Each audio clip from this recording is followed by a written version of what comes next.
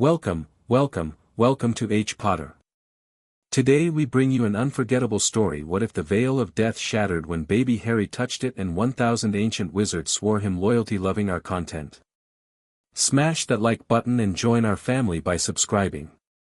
We truly appreciate each and every one of you. Now, let the story begin.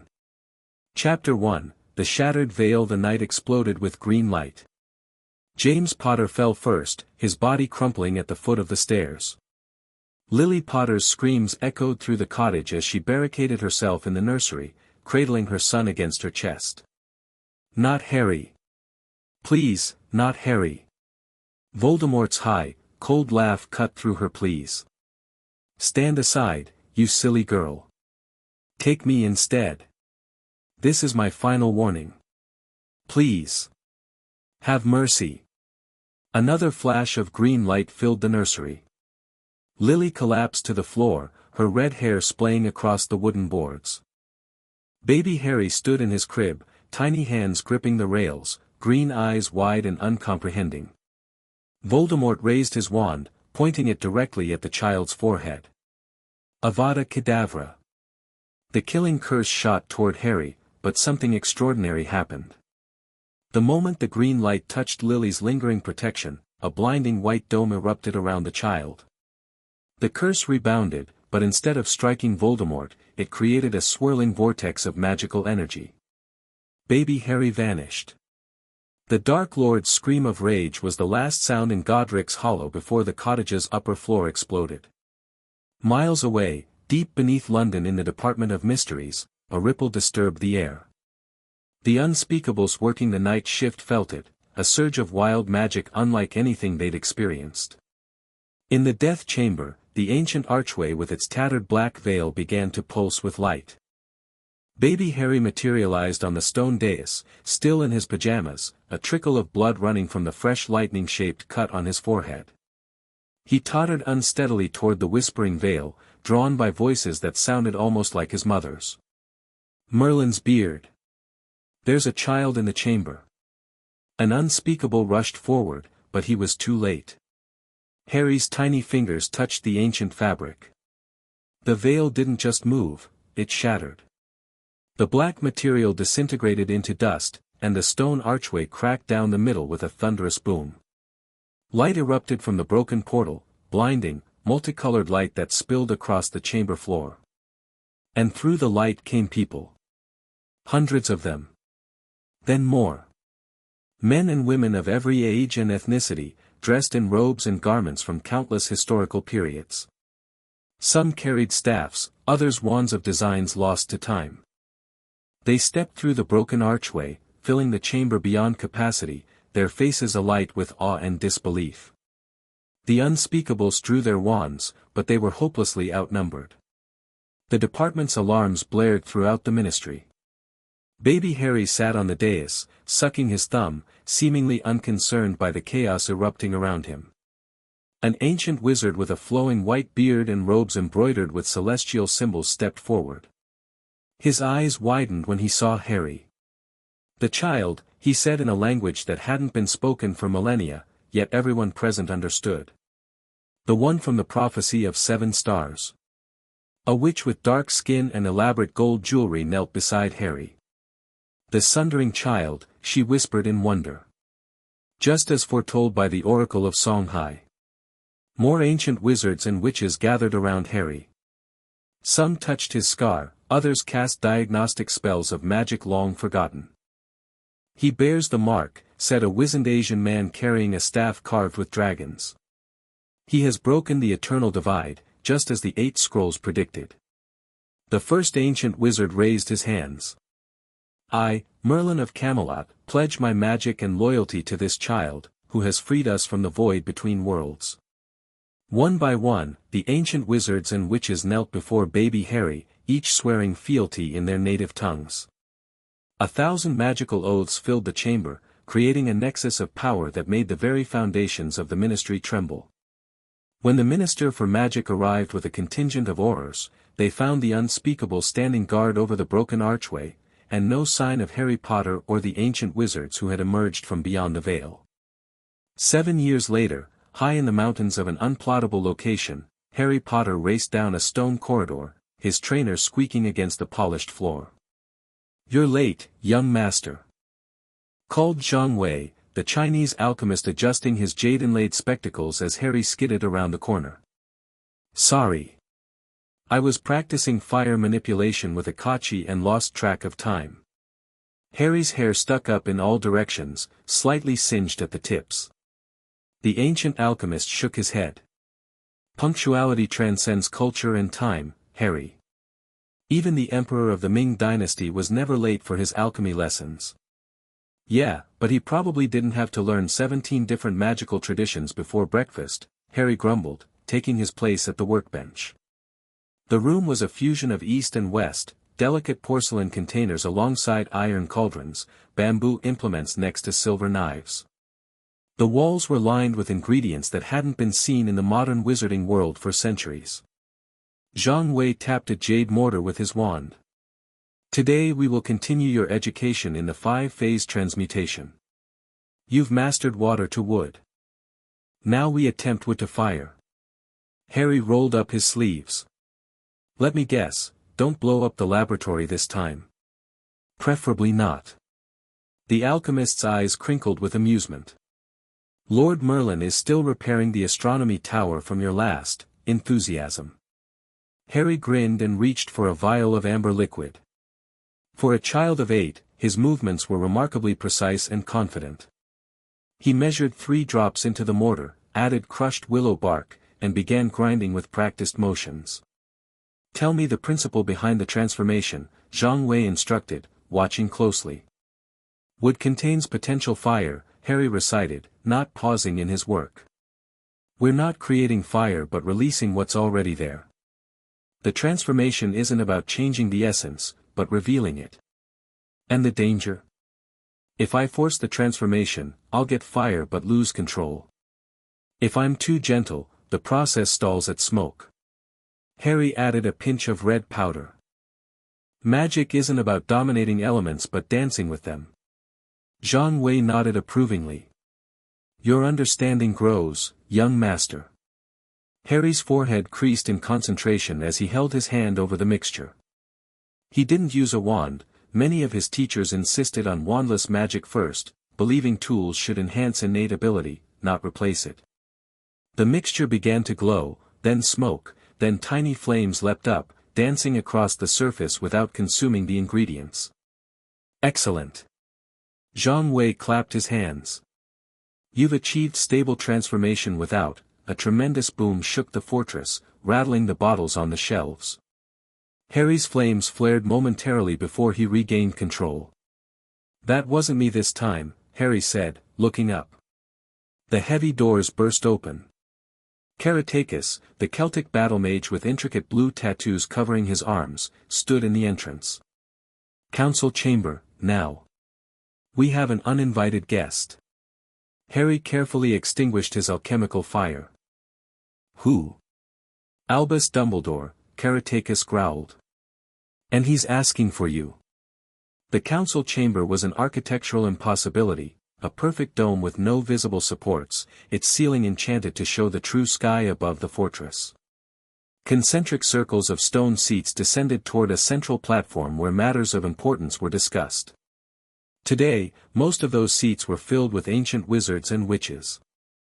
The air crackled with tension and barely restrained magical power. In the center stood Albus Dumbledore, looking remarkably calm for a man surrounded by some of history's most powerful magical practitioners. Harry entered through a side passage, flanked by Karatakis and Zhang Wei. He'd never seen Dumbledore in person before, though he'd heard plenty about him from his teachers, some good, some less so. Merlin stood as Harry approached. "Young master, this is Albus Dumbledore, current headmaster of Hogwarts School of Witchcraft and Wizardry." Harry stepped forward, studying the elderly wizard with curious green eyes. "Hello, Professor. You've been looking for me for a long time." Dumbledore's blue eyes twinkled behind his half-moon spectacles. "Indeed I have, Harry. You've proven remarkably difficult to find." "That was rather the point," said Morgana Le Fay coolly from her seat nearby. Her ageless beauty was offset by the dangerous gleam in her dark eyes. The boy's safety is our paramount concern. A concern we share, Dumbledore replied diplomatically. Though I wonder if complete isolation from the wizarding world serves his best interests. Isolation? Herodotus, the Greek historian, laughed. The boy learns from the greatest magical minds across 4 millennia. His education surpasses anything your modern institution could provide. Harry cleared his throat. How did you find us, Professor? Ingenious magical concealment, Dumbledore acknowledged, but the trace of your accidental magic still registers with the Ministry. It took 7 years of careful observation to triangulate this location. Merlin's eyes narrowed.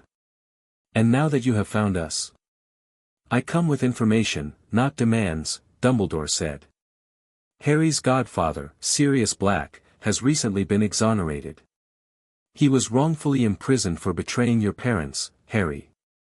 The real culprit was another friend, Peter Pettigrew. Harry's expression darkened. He knew about his parents' murder, his teachers had never hidden the truth from him, but this was new information. Furthermore, Dumbledore continued, in 3 years, Harry will receive his Hogwarts letter.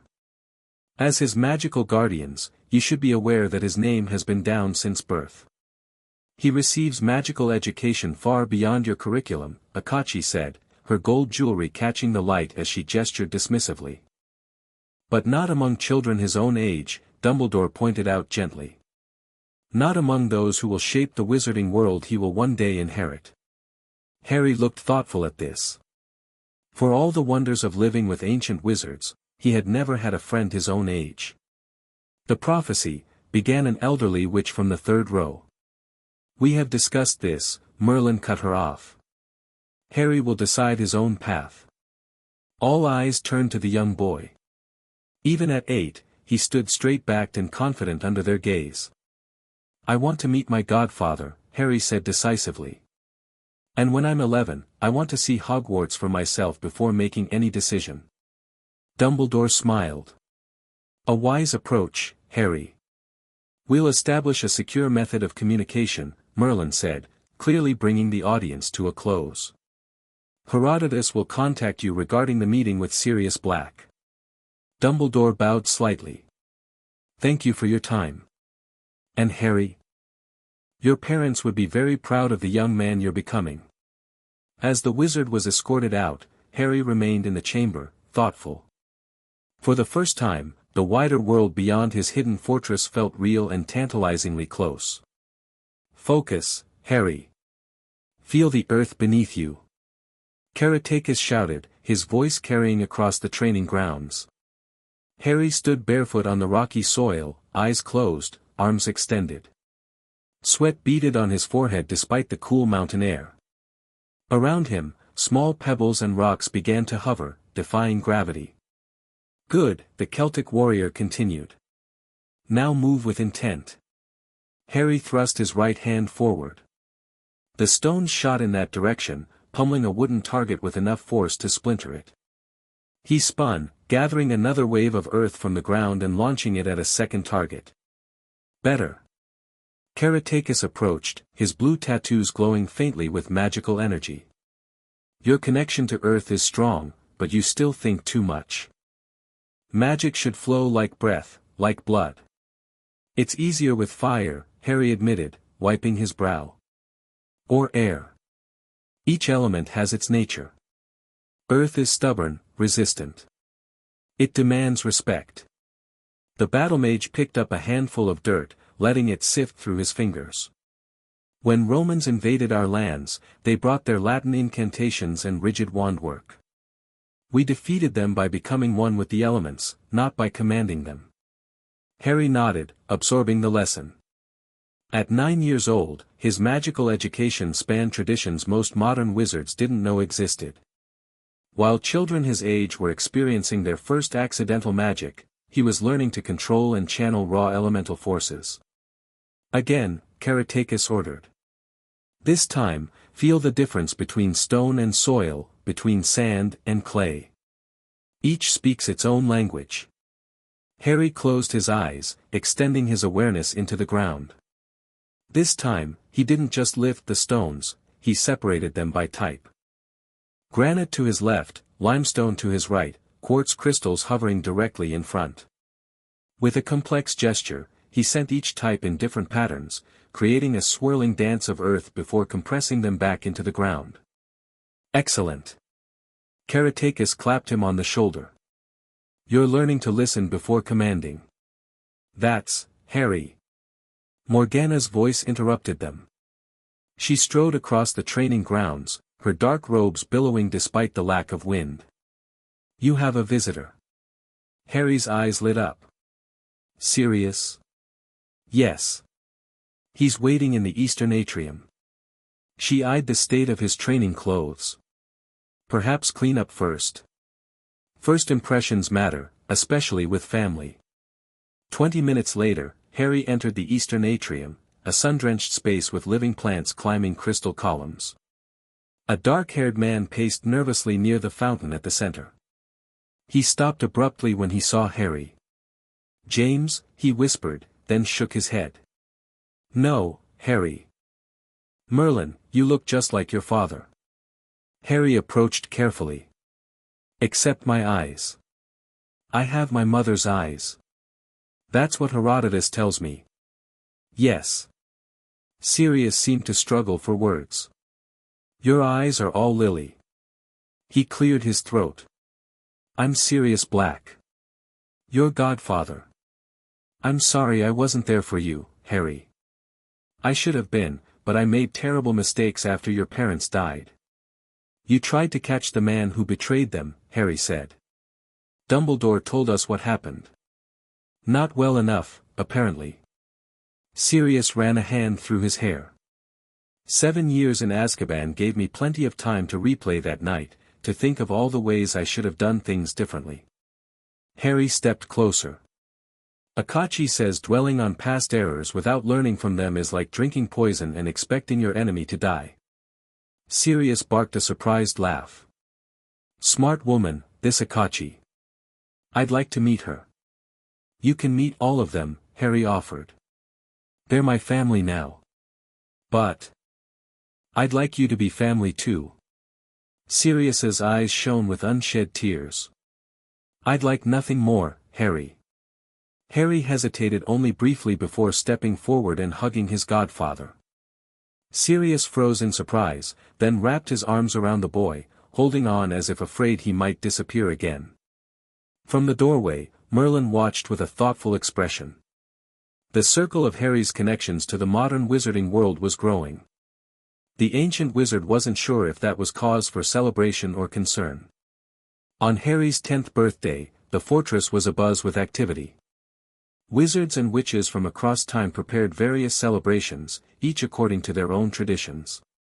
By midday, Harry had already participated in an ancient Greek blessing ceremony, received protective amulets from 3 different cultures, and eaten birthday cakes from 6 different historical periods.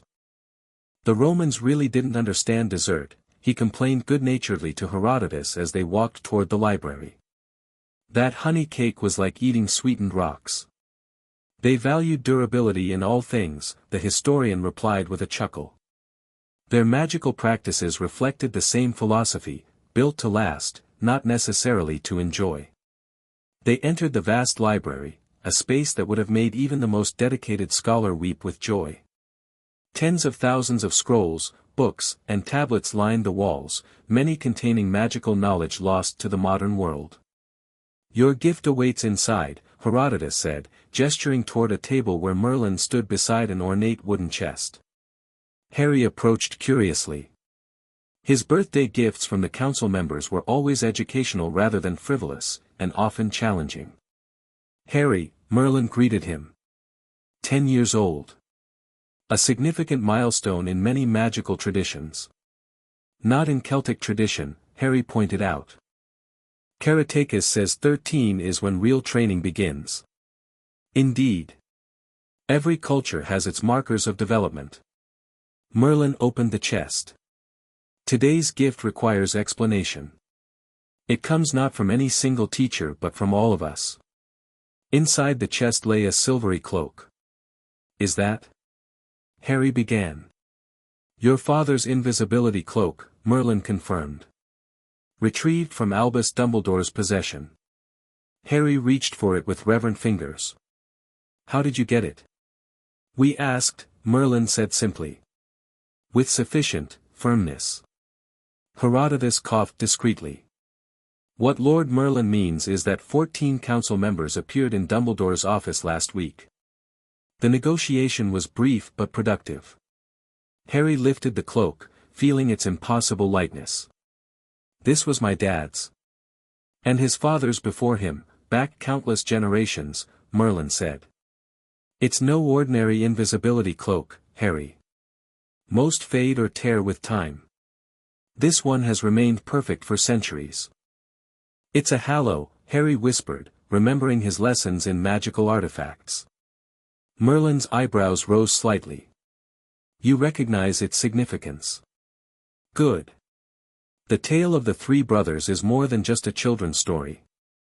Death's own cloak, Harry murmured, wrapping it around his shoulders. His body disappeared below the neck. Perhaps, Herodotus said cautiously. Or perhaps a remarkable creation by the Peverills, who were gifted magical artificers. History and legend often intertwine. Harry looked up at Merlin. Are the other halos real too? The wand and the stone. A discussion for another time, Merlin said. Today, we acknowledge your heritage. This cloak is your birthright. Harry nodded, understanding there was more to the story than they were sharing. His teachers often parceled out knowledge when they deemed him ready, not necessarily when he asked for it. Thank you, he said sincerely. I'll use it wisely. See that you do, Merlin replied. Now, I believe Morgana has prepared a demonstration of British magical traditions through the ages. She'll be insufferable if you're late. As Harry left, still wearing the cloak around his shoulders, Herodotus turned to Merlin. You didn't mention the prophecy connections. One burden at a time, Merlin answered softly. Let him have this birthday without the weight of all our collective predictions. The Hogwarts letter arrived exactly on Harry's 11th birthday, carried by a somewhat nervous-looking barn owl. It landed on the breakfast table where Harry sat with Akachi, who was teaching him about Songhai weather magic over fried plantains and spiced porridge. Right on time, Akachi said, eyeing the envelope with a mixture of resignation and amusement. Modern magical institutions do love their schedules. Harry took the letter, breaking the wax seal with excitement he couldn't quite hide. Despite years of extraordinary magical education, there was something special about this moment, a connection to his parents and the world they had inhabited. Dear Mr. Potter, he read aloud, we are pleased to inform you that you have been accepted at Hogwarts School of Witchcraft and Wizardry. Akachi sipped her tea. And? Will you accept? Harry looked up from the letter. I want to go. Many on the council will object, she warned. Particularly after your recent breakthroughs in elemental magic. I know, Harry admitted. But I need to understand where I came from. Who my parents were. And. He hesitated, I want to meet people my own age. Akachi's expression softened. For all his magical power and unusual upbringing, Harry was still a child. A child who had been raised exclusively by adults, many of whom were centuries if not millennia old. Then we will make it happen, she said decisively. But on our terms. Your education cannot be interrupted, nor your safety compromised. The debate in the council chamber that afternoon was heated. For hours, ancient wizards and witches argued about Harry's future, sometimes in languages so old that magic itself had to translate. Absolutely not, thundered a Norse sorcerer, his runic tattoos flashing with agitation. The boy's potential far exceeds the limited curriculum of modern wizardry. His destiny lies beyond classroom walls, agreed an Assyrian priestess. The prophecies are clear. The prophecies are numerous and often contradictory, Morgana countered smoothly. And none precludes a conventional education alongside our teachings. The modern world has forgotten more magic than it remembers, said Zhang Wei. But what it preserves still has value. Balance in all things. Throughout the debate, Harry sat quietly, listening. Finally, Merlin called for silence. We have all had our say, the ancient wizard announced. But as we agreed 7 years ago, the final decision rests with Harry himself. All eyes turned to the boy. At 11, Harry Potter was not what most would expect. Tall for his age and carrying himself with unusual poise, he looked more like 14.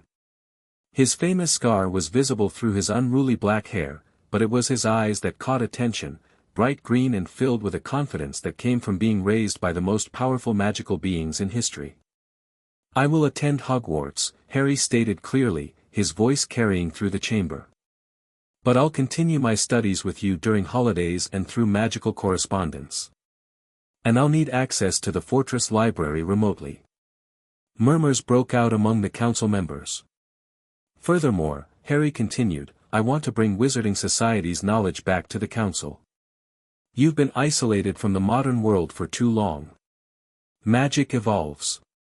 Maybe there are innovations worth learning. Merlin's mouth twitched in what might have been amusement. Bold negotiations, young master. What do you say, council members? Shall we accept these terms? The vote was not unanimous, but the majority supported Harry's decision. Preparations would begin immediately for his entry into modern Wizarding Society.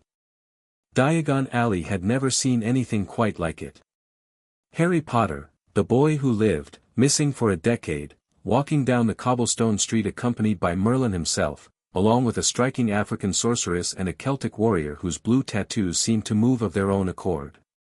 Whispers followed them like ripples in a pond. Is that really Harry Potter? Who are those people with him? That can't be the Merlin, can it? What happened to the scar on his forehead? Harry ignored the stares, focusing instead on taking in every detail of the magical shopping district. Despite his extensive education, this was his first real exposure to contemporary Wizarding Society. These wand movements are so restrictive, Caraticus muttered as they passed a young witch practicing outside Ollivander's. All flicking and swishing. No flow, no connection to the body's natural channels. Different, not inferior, Akachi reminded him quietly. Remember our agreement. Their first stop was Gringotts. The goblins, initially standoffish, became remarkably accommodating when Merlin addressed the bank manager in ancient gobbledygook, a dialect so old that the younger goblins couldn't understand it. After a private meeting, Harry emerged with a pouch of gold and a curious key that wasn't for his vault. What did the goblin chief give you? Harry asked as they left the bank. A key to their historical archives, Merlin replied. It seems our reappearance has diplomatic implications beyond the wizarding world. At Madame Malkin's, Harry stood patiently while being fitted for robes, trying not to laugh as Akachi critiqued modern fashion. No protective enchantments. No status indicators. How does anyone know a person's magical affinity or accomplishments? She asked, examining a standard black robe with disapproval. I believe that's the point, Harry said. Everyone looks the same, regardless of background. Democratic but uninspired. The real commotion began at Ollivander's. The ancient wand-maker emerged from his shelves, eyes widening at the sight of the unusual group. Mr. Potter, he whispered. I've been expecting you. And. His gaze shifted to the ancient wizards, unexpected company. Most unexpected. Garrick Ollivander, Merlin inclined his head slightly. Your family has maintained its craft admirably through the centuries. Ollivander bowed deeply. To receive such praise from the source of our traditions. I am honored beyond words. The wand-maker's hands trembled slightly as he began bringing out boxes for Harry to try. Wand after wand produced either no reaction or excessive ones, shattered vases, exploded cushions, or wildly shooting sparks. Curious, Ollivander muttered. Very curious. Your magical core is, unlike anything I've encountered. The boy channels raw elemental magic daily, Karatakis said. His pathways are developed differently from your typical 11-year-old. Ollivander disappeared into the back of his shop, returning with dust-covered boxes. These are experimental combinations. Perhaps. The seventh unusual wand produced a dramatic reaction. As Harry's fingers closed around a pale wand with spiral patterns, golden light erupted from the tip, forming intricate geometric patterns in the air before resolving into a shower of gentle sparks. Extraordinary, Ollivander breathed. Aspen and phoenix feather, 13 inches, with a core of crystallized dragon heartstring. Flexible yet unyielding. A wand for pioneering magic, for revolutionary spellwork and innovation. Harry examined the wand, feeling its resonance with his magic. It's compatible, he acknowledged, but it feels more like a focused tool than an extension of myself. Ollivander's eyebrows shot up. Few wizards ever achieve such awareness of their magical implements, Mr. Potter. Most see wands as the source of their power rather than a channel for it. He has been well taught, Merlin said simply.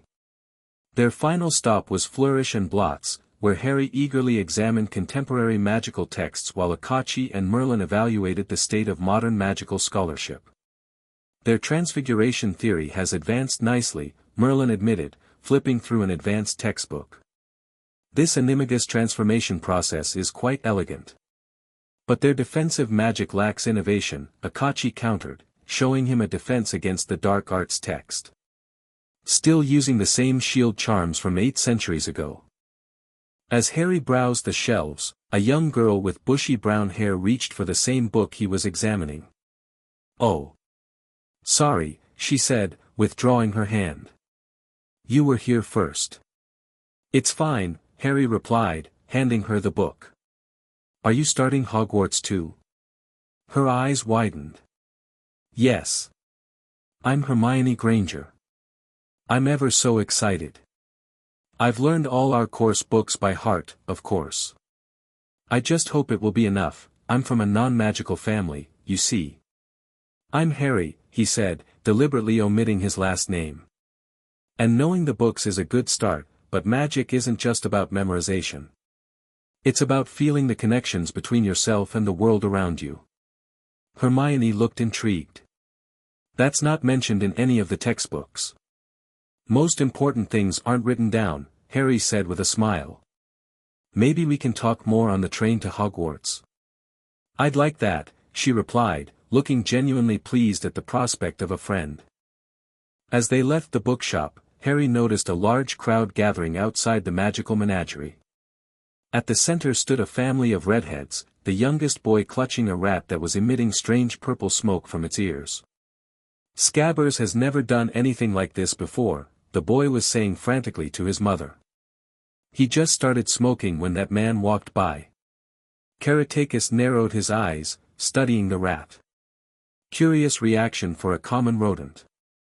Akachi's expression sharpened. That is no ordinary rat.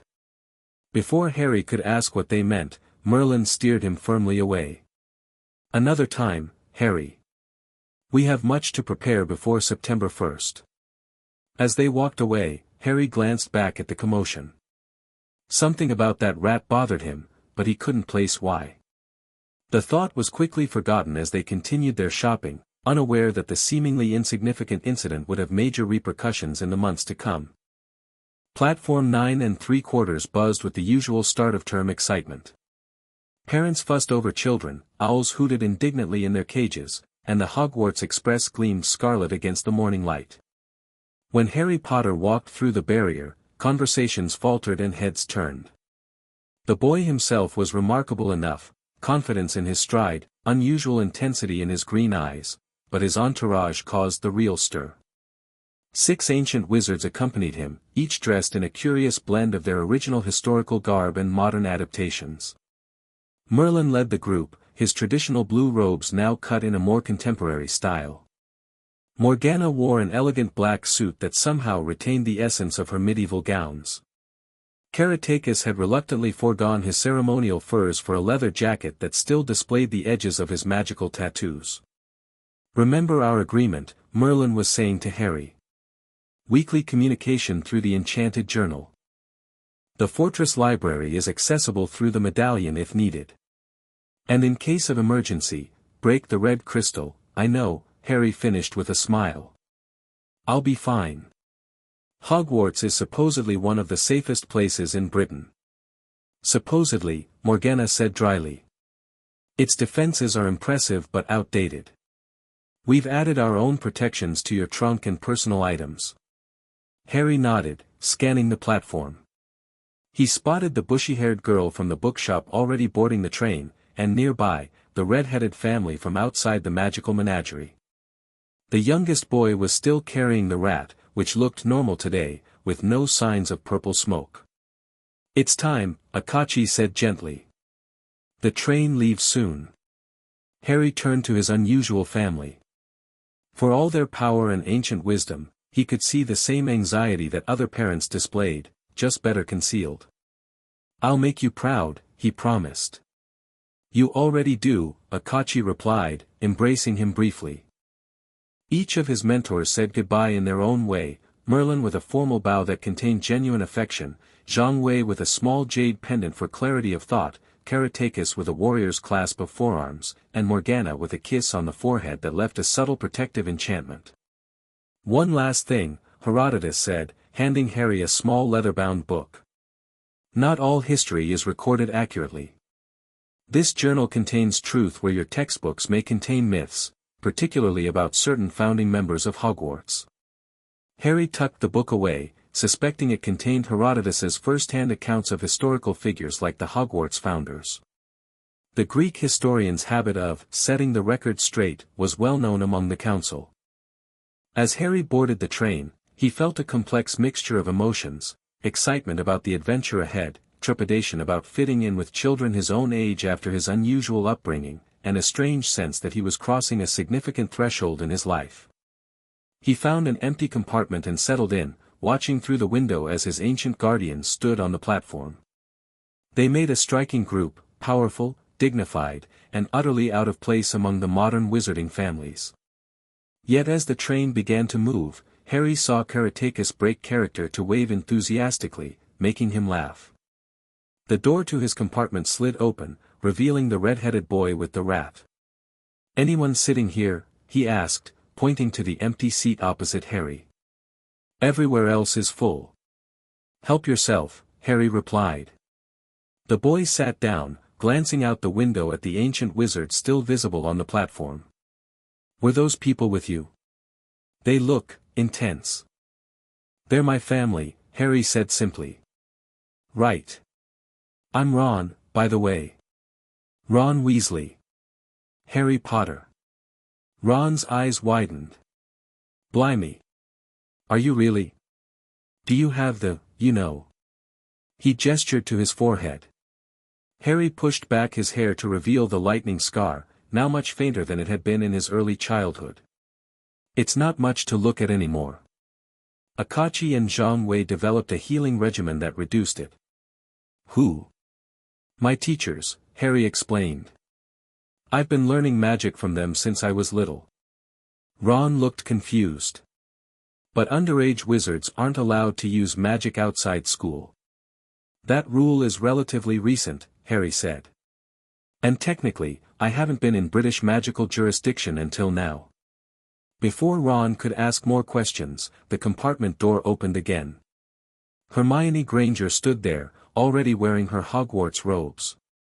"Hello, Harry," she said brightly. "I was hoping to find you." She glanced at Ron. "And you are?" "Ron Weasley," he mumbled. "Hermione Granger. Pleasure." She turned back to Harry.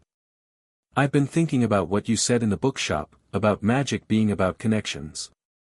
It's not mentioned in Magical Theory by Adalbert Waffling, which is odd if it's as fundamental as you suggested." Harry smiled. Different magical traditions explain the core principles differently. The British approach tends to be more mechanical. Different traditions?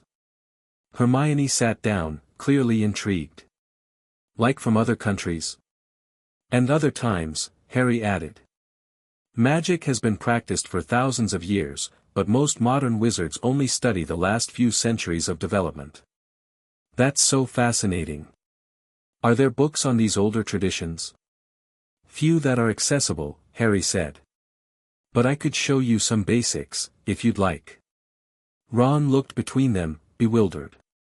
You two talk like professors. Harry laughed. Sorry. I've spent most of my life around very old, very scholarly people. I'm still learning how to be a normal kid. This seemed to relax Ron. Well, I can help with that part. Got 5 brothers who've taught me everything about getting into trouble properly. The train journey continued with the 3 children getting to know each other. Harry found himself enjoying the simple pleasure of conversation with peers, something he'd never really experienced before. Ron shared stories about growing up in a wizarding family, Hermione talked about discovering she was a witch, and Harry carefully edited his own unusual childhood to avoid overwhelming them. When the trolley came by, Harry bought a selection of everything, curious about modern wizarding sweets that hadn't existed in most of his teachers' eras. Bertie Bott's every flavor beans, he read, examining a package. Every flavor. They mean it, Ron warned. My brother George reckons he got a bogey-flavored one once. Harry cautiously tried a green bean, then smiled. Mint. Quite nice, actually. He moved on to a chocolate frog, opening the package carefully. The frog leapt onto the window, and Harry's hand shot out with surprising speed and precision, catching it mid-jump. Whoa, Ron said, impressed. Good reflexes. Harry shrugged. Caratakis believes physical training is as important as magical education. We start each day with combat exercises. Combat exercises? Hermione looked alarmed. What kind of school did you attend before this? Not exactly a school, Harry hedged. More like, private tutoring. The conversation was interrupted when Ron's rat, Scabbers, began squeaking agitatedly in his pocket. What's wrong with him now? Ron pulled the rat out, frowning. He's been acting weird ever since Diagon Alley. Harry studied the rat with newfound interest, remembering Akachi's comment that it was no ordinary rat.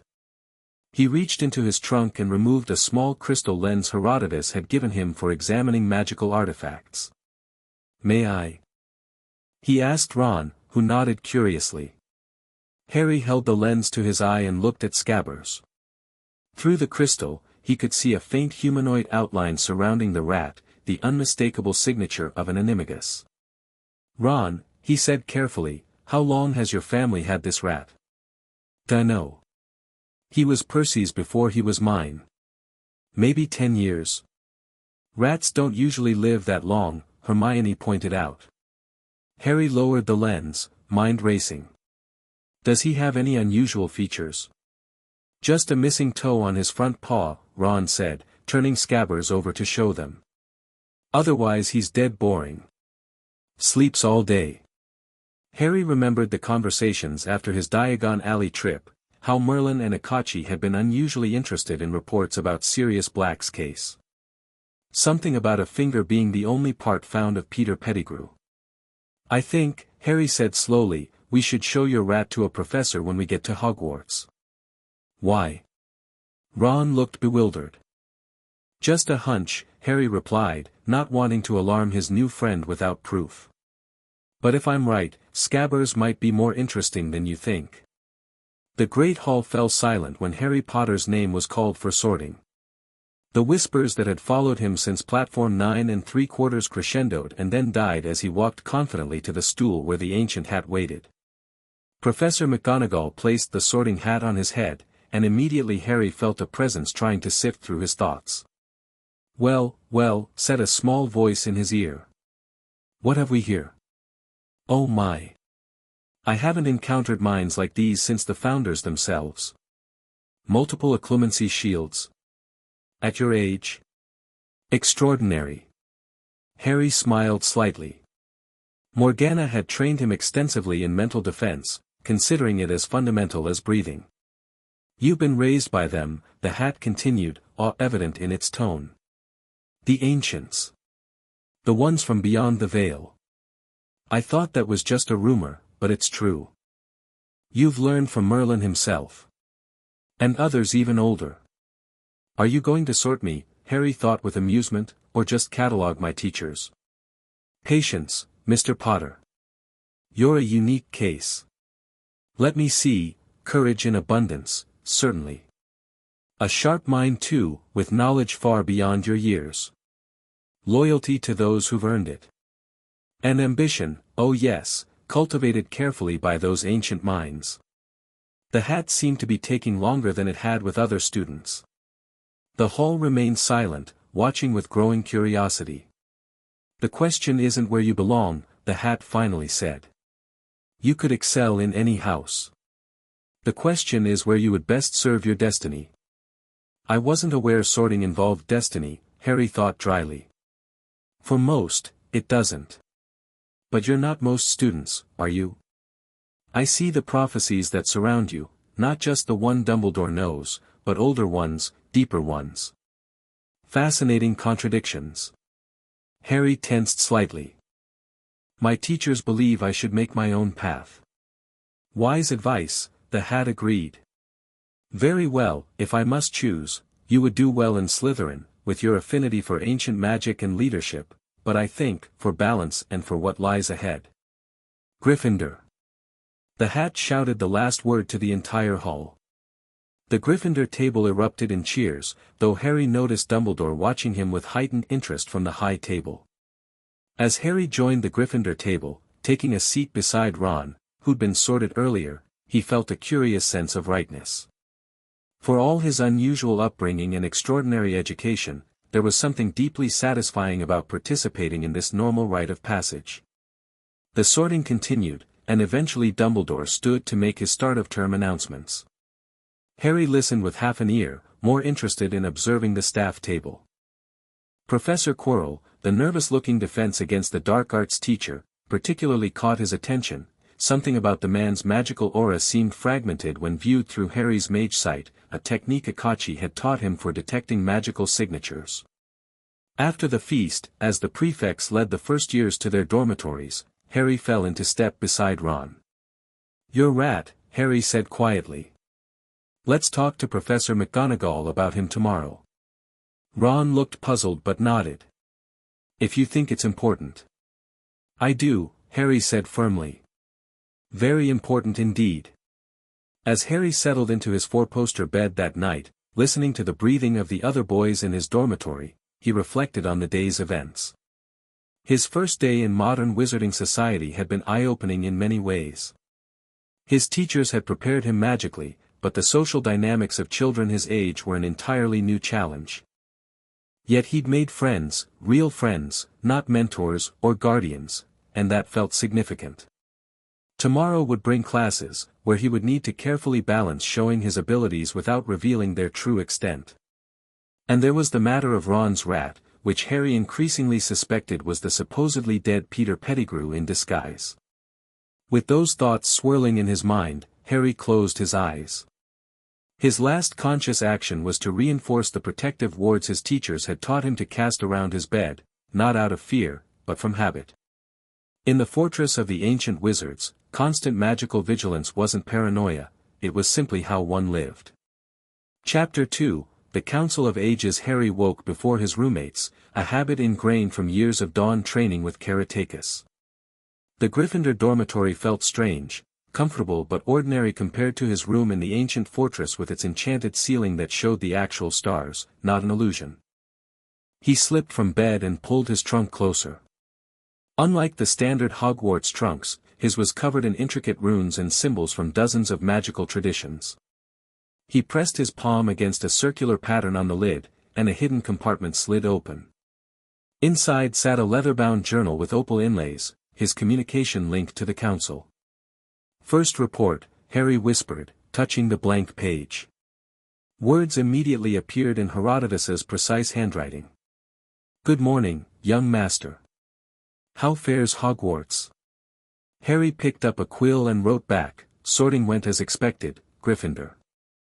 Made 2 friends already. Bigger news, I'm nearly certain Ron Weasley's pet rat is Peter Pettigrew in animagus form. Planning to alert McGonagall today. The response came quickly, do not act alone. Pettigrew is dangerous despite his cowardice. We are sending Caratakis to the school with evidence from Sirius's case. Keep the rat in sight but do not confront. Harry smiled at the rapid response. He'd expected nothing less from his vigilant guardians. Understood. Classes begin today. We'll report again this evening. He closed the journal as he heard his dorm-mates stirring. Ron's tousled red head appeared from behind his bed curtains. You're up early, Ron yawned, spotting Harry already dressed. Old habits, Harry replied. Hey, bring Scabbers with you to breakfast, okay? I still think Professor McGonagall should see him. Ron looked dubious but nodded. If you insist. But he's just an old rat. Harry bit back the urge to explain. Better to let the evidence speak for itself. The Great Hall buzzed with morning activity as students received schedules and compared notes. Harry sat between Ron and Hermione, calmly eating porridge while scanning the staff table. Transfiguration first, Hermione said excitedly, reviewing her schedule. I can't wait to see. She was interrupted by the sudden appearance of a magnificent eagle owl swooping into the hall. Unlike the normal mail delivery, this bird carried no letter or package, and it headed straight for the staff table, landing directly in front of Dumbledore. The owl wasn't an owl anymore. In a fluid motion that left students gasping, it transformed into a man, Caratakis, his blue tattoos vivid against his skin, wearing formal battle robes that hadn't been seen in Britain for millennia. Headmaster Dumbledore, the Celtic warrior's voice carried through the now silent hall. The Council of Ancients requests immediate audience regarding a matter of justice and security. We have evidence concerning the case of Sirius Black and Peter Pettigrew. Dumbledore rose smoothly, as if ancient warriors regularly transformed in his breakfast hall. Of course. Perhaps my office would, the evidence is here, Caratakis interrupted, turning to the Gryffindor table. Harry Potter has identified Peter Pettigrew, alive and in hiding. All eyes turned to Harry, who stood calmly. He's right here, Harry said, gesturing to Ron's pocket where Scabbers was sleeping. Ron's rat is an animagus. Chaos erupted. Professor McGonagall rushed forward as Ron pulled Scabbers from his pocket, holding the suddenly squirming rat at arm's length. Preposterous, Snape said silkily, also approaching. Potter seeking attention on his very first day threw outlandish accusations. Not accusations, Caratakis replied, producing a small crystal vial. Evidence. This contains a memory from Sirius Black, extracted and preserved according to wizarding law. And this, he held up a sheet of parchment, is the original animagus registry from 1975 to 1981, showing James Potter, Sirius Black, and Peter Pettigrew all achieved the transformation illegally. Pettigrew's form was a rat missing one toe. McGonagall drew her wand. Mr. Weasley, please place the rat on the floor. Ron, looking shocked, did as instructed. The moment Scabbers touched the stone floor, he made a desperate dash for freedom. Harry moved faster than anyone expected. With reflexes honed through years of combat training, he pointed his wand and said clearly, Immobulus. The rat froze mid-scurry. McGonagall looked at Harry with surprise before casting her own spell, a forced animagus reversal. The rat contorted and expanded, transforming into a balding, shabby-looking man who remained frozen by Harry's spell. Peter Pettigrew, Dumbledore said softly, his typical twinkle absent from his eyes. Alive, when all believed you dead. McGonagall bound Pettigrew with magical ropes before releasing Harry's freezing charm. The exposed wizard immediately began whimpering. I had no choice. The Dark Lord would have killed me. What would you have done? Died rather than betray my friends, Harry said coldly, meeting Pettigrew's watery eyes. Like my parents were prepared to do. The staff quickly removed Pettigrew and the shell-shocked students to their classes, leaving Harry with Dumbledore, McGonagall, and Caractacus in the Great Hall. "Most impressive, Mr. Potter," McGonagall said, still looking slightly stunned. "Though I'm curious how you recognized an animagus disguise that fooled the entire wizarding world for a decade." "Herodotus gave me a mage sight crystal," Harry explained. "And the rat's reaction in Diagon Alley when he spotted my guardians was telling. Non-magical rats don't emit purple smoke from their ears when afraid." "Indeed not," Dumbledore said thoughtfully.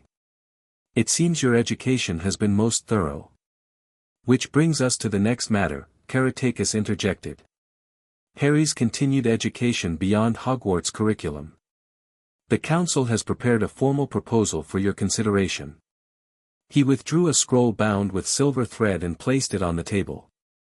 "These are our terms for Harry's attendance. They are non-negotiable."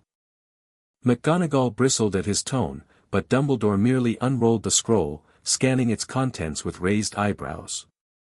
"Regular visits from council members for continued specialized instruction, access to restricted areas of the castle for independent study, exemption from certain classes when mastery has already been demonstrated, permission to leave school grounds for high holidays of ancient magical traditions." Dumbledore looked up. "Quite extensive demands." "Not demands, facts," Caractacus corrected. "Harry's magical education began years ago. It cannot and will not be interrupted. We acknowledge Hogwarts has value, particularly in connecting Harry with his peer group, but his destiny requires more." "His destiny should include being a child," McGonagall said firmly. Harry stepped forward. "Professor, I appreciate the concern, but I've never been a normal child. My life changed the moment I touched the veil and freed the ancients. They've been my family, my teachers. The magic they've taught me isn't in any Hogwarts textbook." "Perhaps a demonstration would help," Caractacus suggested with a slight smile. Harry nodded and closed his eyes briefly. When he opened them, he extended his hand, not holding his wand, toward the floor. The stone itself rippled like water, then rose up, forming a perfect miniature replica of Hogwarts Castle, detailed down to the tiny windows and towers. McGonagall gasped. "Wandless transfiguration at this level is... I've never seen." "Stone listening," Harry corrected. "A Celtic technique. I'm not forcing the stone to change, I'm asking it to show its memory of the shape it's part of." With another gesture, the castle model dissolved back into the floor, leaving no trace. Harry then pulled a small flame into existence above his palm, shaping it into a phoenix that flew around the hall before dissipating. "Elemental conjuring," Caractacus explained. "Taught by Akachi of Songhai. No incantation, no wand, direct communion with the elemental forces." Dumbledore studied Harry with new intensity. "I see your education has indeed been exceptional. Very well. I will review these terms and discuss them with the Board of Governors." "The board has no authority here," Caractacus said flatly. "This agreement is between Hogwarts and the Council of Ancients, a sovereign magical entity that predates your ministry by millennia." "Nevertheless," Dumbledore replied calmly, "procedures must be followed." Harry sensed the tension building. "I should get to Transfiguration," he said. "Professor McGonagall, I'd hate to be late for my first class. Caractacus can continue this discussion." McGonagall seemed relieved at the suggestion. "Yes, quite right, Mr. Potter. Though after that display, I wonder what I could possibly teach you about Transfiguration." "Different approaches have different strengths," Harry said diplomatically as they left the Great Hall together. "I'm looking forward to learning the modern structured methodology." Behind them, he heard Dumbledore ask Caractacus, "Is he always this politically adept?" "Herodotus and Morgana have been teaching him statecraft since he was 7, came the proud reply. News of Pettigrew's exposure spread through Hogwarts like wildfire. By lunchtime, Harry couldn't walk the corridors without whispers following him. Most students kept a respectful distance, seemingly unsure how to approach the boy who had not only survived Voldemort but had been raised by ancient, legendary wizards. Ron, however, vacillated between awe and betrayal. "You could have told me my rat was an evil wizard," he complained as they walked to Charms. "I let him sleep in my bed. I wasn't completely sure until yesterday," Harry explained patiently. "And I didn't want to freak you out without proof." "Still," Ron grumbled, "a mass murderer. In my pocket. 4 weeks." Hermione, walking alongside them, seemed more interested in the academic implications. "The magic you showed at breakfast, it's not in any textbook I've read. Do you think your ancient wizards would let me interview them about lost magical techniques?" "For academic purposes, of course." Harry grinned. "Herodotus would probably talk your ear off. He's been documenting magical history for over 2,000 years and loves an appreciative audience." Their conversation halted as they rounded a corner and nearly collided with Draco Malfoy, flanked by Crabbe and Goyle. "Potter," Malfoy said, recovering quickly. "Quite the performance this morning. Father says the Ministry's in an uproar over these so-called ancient wizards interfering in wizarding justice.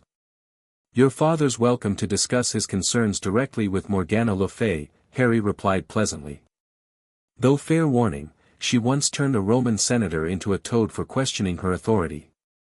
The spell wore off after a decade or so. Malfoy's pale face went slightly paler, but he maintained his composure. "My father also says these ancients have no legal standing in modern wizarding society." "Legal standing?" Harry laughed.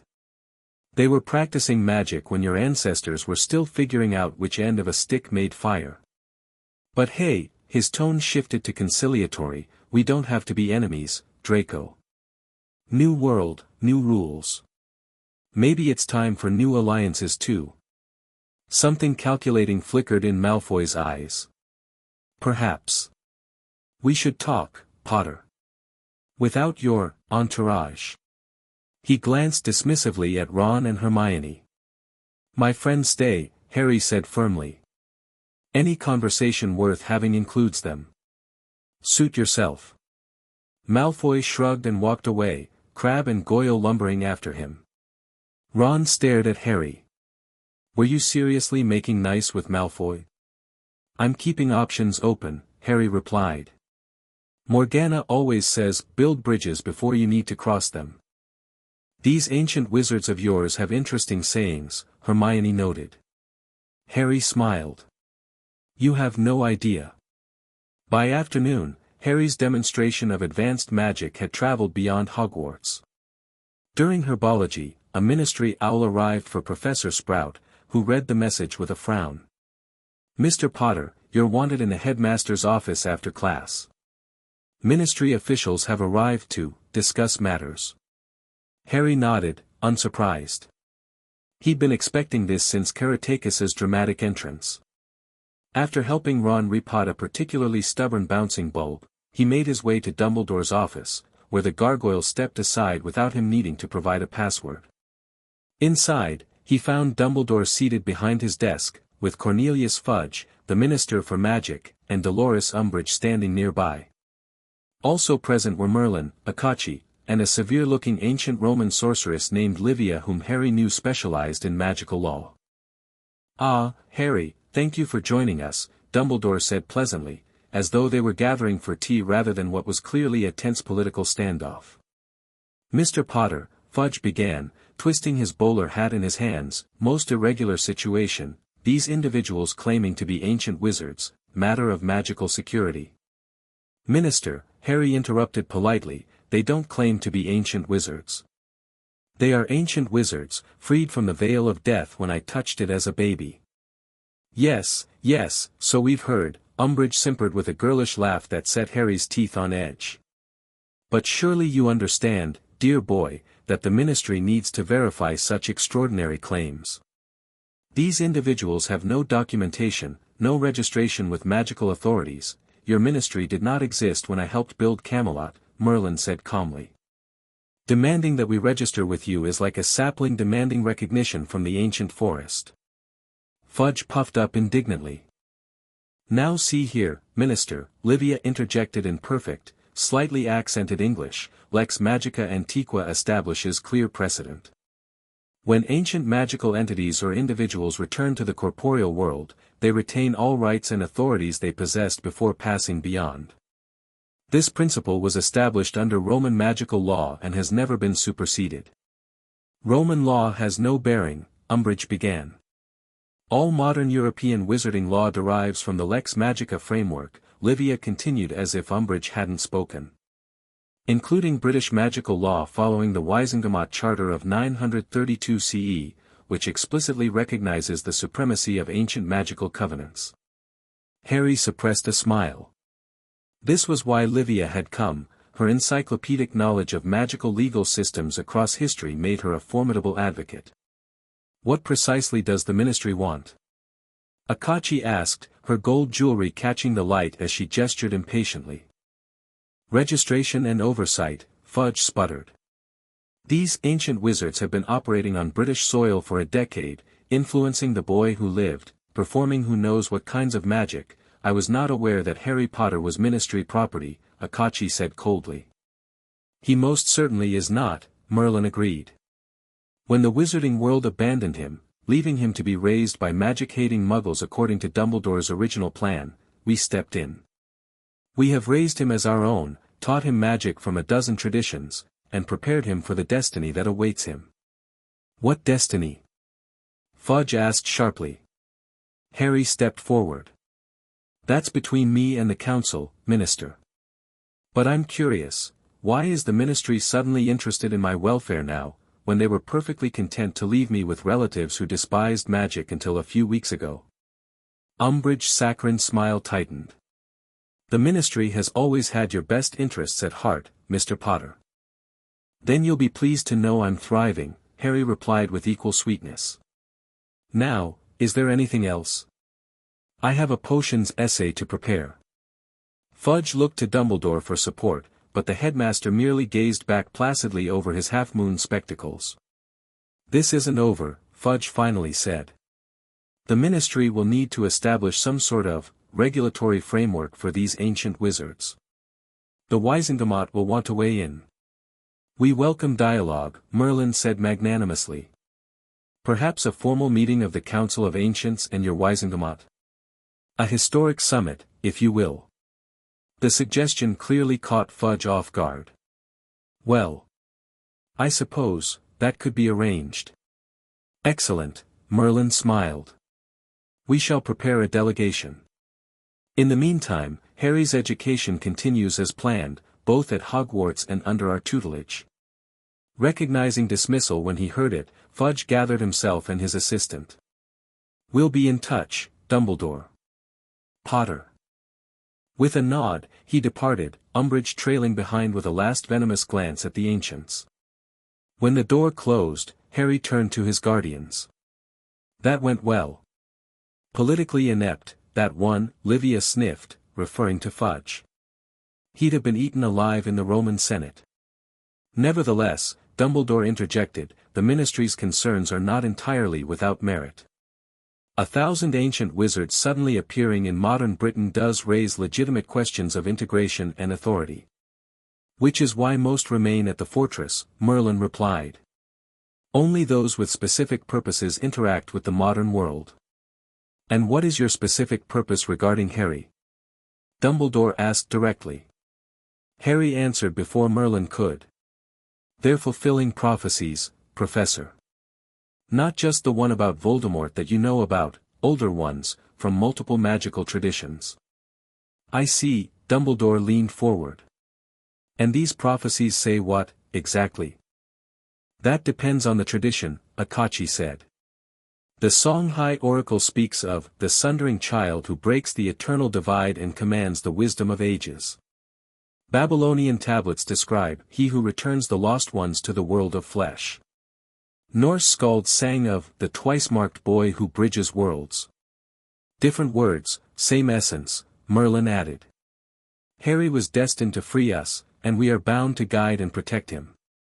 Dumbledore's gaze sharpened. And what of the prophecy concerning Voldemort? The one with the power to vanquish the Dark Lord? One of many, Akachi said dismissively. Your Dark Lord is but one challenge Harry will face. The prophecies we follow span millennia and continents.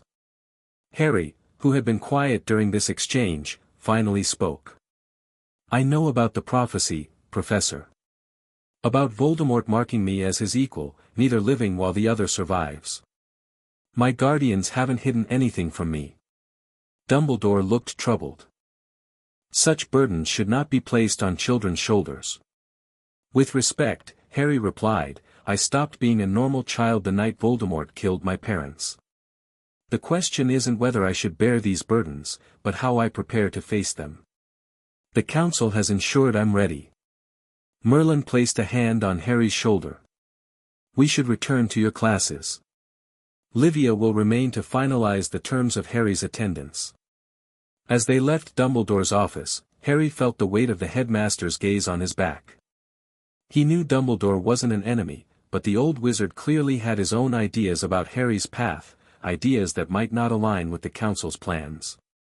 That evening, the Gryffindor common room buzzed with excitement as Harry sat by the fire, explaining, an edited version of, his upbringing to his fascinated housemates. So Merlin himself taught you magic? Seamus Finnegan asked incredulously. Among others, Harry confirmed. Merlin focused on traditional British magic and theory. Akachi taught me elemental manipulation, Zhang Wei covered alchemy and potions, Karatakis handled combat magic and physical training. Combat magic? Fred Weasley leaned forward eagerly. Like dueling spells. More comprehensive than that, Harry explained. Integrating movement, awareness, magical and physical attacks. Karatakis believes a true battle mage should be dangerous even without a wand. Can you show us something? Lavender Brown asked.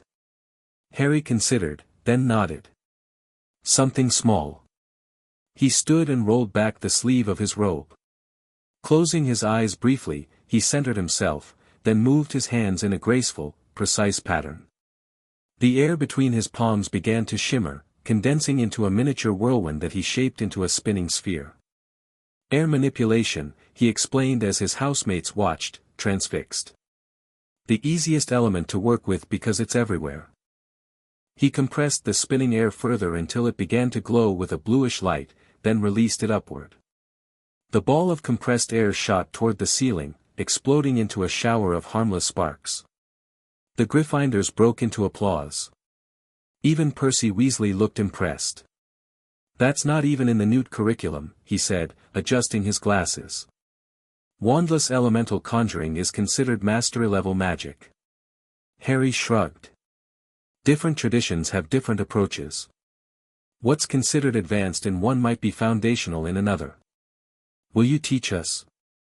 Dean Thomas asked. Some basics, maybe, Harry hedged. But I'm still learning too. Hermione, who had been uncharacteristically quiet, finally spoke up. Harry, I've been researching the Veil all day. The books say it's a one-way portal to death. How could ancient wizards survive behind it for centuries? A hush fell over the common room. Harry paused, considering how much to reveal. They weren't dead, he finally said. The veil doesn't lead to death exactly. It's more like a boundary between states of existence. The ancients were caught in a sort of suspended animation, conscious but incorporeal. For thousands of years. Hermione looked horrified. That sounds awful. It was, Harry acknowledged. That's why they're so grateful to be free. And why they swore loyalty to me. So you've got, what, 1,000 super-powerful ancient wizards at your beck and call. George Weasley grinned. Wicked. It's not like that, Harry said seriously. They're not servants. They're teachers, guardians, allies. Many are far wiser and more powerful than I'll ever be. They follow me because of the prophecies, but they have their own minds. And not all agree on your path, came a new voice. Harry turned to find the fat lady's portrait swung open, revealing Morgana Le Fay standing in the entrance. The common room fell completely silent, students staring in awe at the legendary sorceress.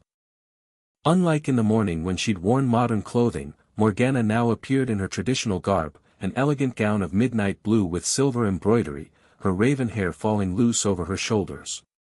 Power radiated from her like heat from a flame. "Lady Morgana," Harry said, rising to his feet. "I didn't expect you this evening." "Circumstances change, young master." Her dark eyes swept the room, causing several students to shrink back. "The council convenes at midnight. Your presence is required." "Has something happened?" "Indeed. Seers from 3 traditions have experienced visions simultaneously. Concerning signs." She glanced meaningfully at the curious Gryffindors around them. "Not for public discussion." Harry nodded. "I'll come now." "You can't leave the tower after curfew," Percy protested weakly. Morgana's gaze could have frozen fire. "He moves with the council's authority, young prefect. Or would you prefer to explain magical law to me, who helped write Britain's first magical charter?" Percy went pale and shook his head. Harry grabbed his cloak. "I'll be back in the morning," he told Ron and Hermione. "Save me a seat at breakfast." They nodded, wide-eyed, as he followed Morgana through the portrait hole. "Was that entrance really necessary?" Harry asked once they were alone in the corridor. "You could have sent a message through the journal." "Appearances matter," she replied unapologetically. "Your schoolmates should understand you're not merely another student. Besides, I wanted to see this Hogwarts for myself. Rowena spoke of it often." Harry raised an eyebrow. "You knew Rowena Ravenclaw? Brilliant woman. Better conversationalist than duelist, though she did create some innovative shield charms." Morgana led him down a staircase Harry was certain hadn't been there earlier. "The council truly is gathering, however. The seer's visions are troubling." "About Voldemort?" "Among other matters." They reached a section of blank wall, where Morgana traced an intricate pattern with her finger. The stone melted away, revealing a passage. "Hogwarts still remembers the old ways, if one knows how to ask." The passage led them to a part of the grounds Harry hadn't seen before, where a circle of standing stones stood in the moonlight. In the center waited Merlin and 3 other council members Harry recognized as seers from different traditions, Pythia of Delphi, Orunmila from Yorubaland, and Ninhursag of Sumer. "Young master," Pythia greeted him, her ancient Greek accent thick but understandable. "Thank you for coming. What have you seen?" Harry asked without preamble. The 3 seers exchanged glances before Orunmila spoke. "The signs align across our traditions. The one you call Voldemort stirs more actively than before. He seeks a body, and he is closer to achieving this goal than we realized." "How?" Harry demanded. "His body was destroyed when he attacked me. His spirit remains tethered to this plane," Ninhursag explained, her fingers tracing symbols in the air as she spoke. "Through dark magic most foul. He has created anchors, objects containing fragments of his soul." Harry's blood ran cold. Horcruxes. He'd read about them in the fortress library's restricted section, books so dangerous they literally screamed when opened without proper precautions. "You know of this magic?" Merlin looked surprised. "Theoretical knowledge only," Harry assured him. "From Herpo the Foul Scrolls." "Then you understand the gravity of our situation," Pythia said. "Our visions show him near Hogwarts itself, seeking an object of power. And he has a vessel, an unwitting host." Harry thought immediately of Professor Quirrell and his strangely fragmented aura. "I think I might know who." Merlin raised an eyebrow. "Already?" "Impressive, young master." "Just an observation," Harry clarified. "The defense professor's magical signature seems fractured. I noticed during the welcoming feast." "Trust your instincts," Morgana advised. They've been honed by the best. If Voldemort is at Hogwarts, I should return immediately, Harry said. I can keep an eye on Quirrell, maybe confirm the suspicion. Not alone, Merlin cautioned. This council has debated our next steps extensively. Some favor removing you from Hogwarts entirely. I'm not leaving, Harry said firmly. No, Morgana agreed. But we will increase our presence. Starting tomorrow, council members will rotate as guest lecturers at Hogwarts. Dumbledore has already, reluctantly, agreed to the arrangement. Harry nodded, relieved. What about the Horcruxes? If that's how Voldemort survived, we need to find and destroy them. Already underway, Orunmila assured him. Our seers and magical trackers are searching. But they are well hidden, protected by powerful dark magic. I want to help, Harry insisted. You will, Merlin promised. But first, you must maintain your cover as a student while helping us identify this vessel Voldemort is using. Your position inside Hogwarts is invaluable. Harry recognized the strategy. He was being deployed as an intelligence asset while the more experienced council members handled the Horcrux hunt. It made tactical sense, even if part of him wanted to be more directly involved. I understand, he said. I'll watch Quirrell and report anything suspicious. Good, Merlin nodded. Now, we should return you to the castle before your absence is too noticeable. Remember, observe but do not confront. Voldemort, even in a weakened state, is dangerous. As they walked back toward Hogwarts, Harry couldn't help asking Morgana, the different prophecies about me, do they all agree on what I'm supposed to do? She gave him a measured look. Prophecies are like viewing a mountain from different sides. Each perspective reveals truth, but never the complete picture. That's not really an answer. No, she admitted. Because the truth is complex. Some prophecies speak of you as a destroyer, others as a unifier. Some call you a bridge between worlds, others name you the heir to ancient powers. And what do you believe? Harry pressed. Morgana stopped walking, turning to face him fully. In the moonlight, her ageless beauty held an otherworldly quality. I believe, she said carefully, that destiny offers pathways, not commands. The prophecies brought us together, but what we build from that connection is not predetermined. You freed us, Harry Potter. In my eyes, that fulfills your most important destiny already. Harry considered this. Not everyone on the council agrees, do they? No, she admitted. Some believe you should be assuming greater authority in the wizarding world. Leading rather than learning. I'm 11. They were accustomed to child kings and emperors in their times, she reminded him. Age meant less than capability and divine right. I'm not a king, Harry said firmly. Morgana smiled, a rare, genuine expression that softened her severe features. And that, young master, is precisely why many of us believe you could be an exceptional one, should that path open before you. They reached the castle in silence, Harry's mind whirling with prophecies, Horcruxes, and the weighty expectations of wizards who had lived through the rise and fall of civilizations. As Morgana opened another hidden passage that would return him to Gryffindor Tower, he made a decision. I need copies of all the prophecies, he said. Every version from every tradition. I want to study them myself.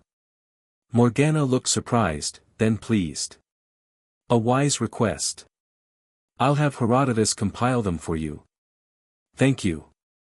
Harry stepped into the passage, then paused. Lady Morgana. If Voldemort truly is at Hogwarts, the other students could be in danger. Indeed, she agreed gravely. Which is why, starting tomorrow, this school will host the greatest collection of magical defenders it has seen since its founding. Rest well, Harry Potter. Interesting times lie ahead.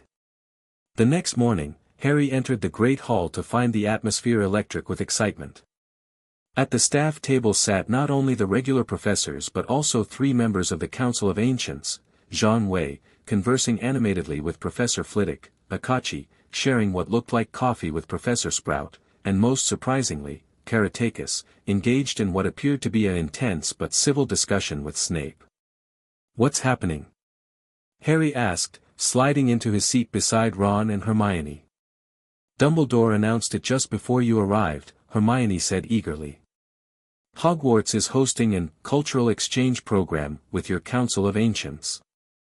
They'll be giving special lectures and demonstrations throughout the year.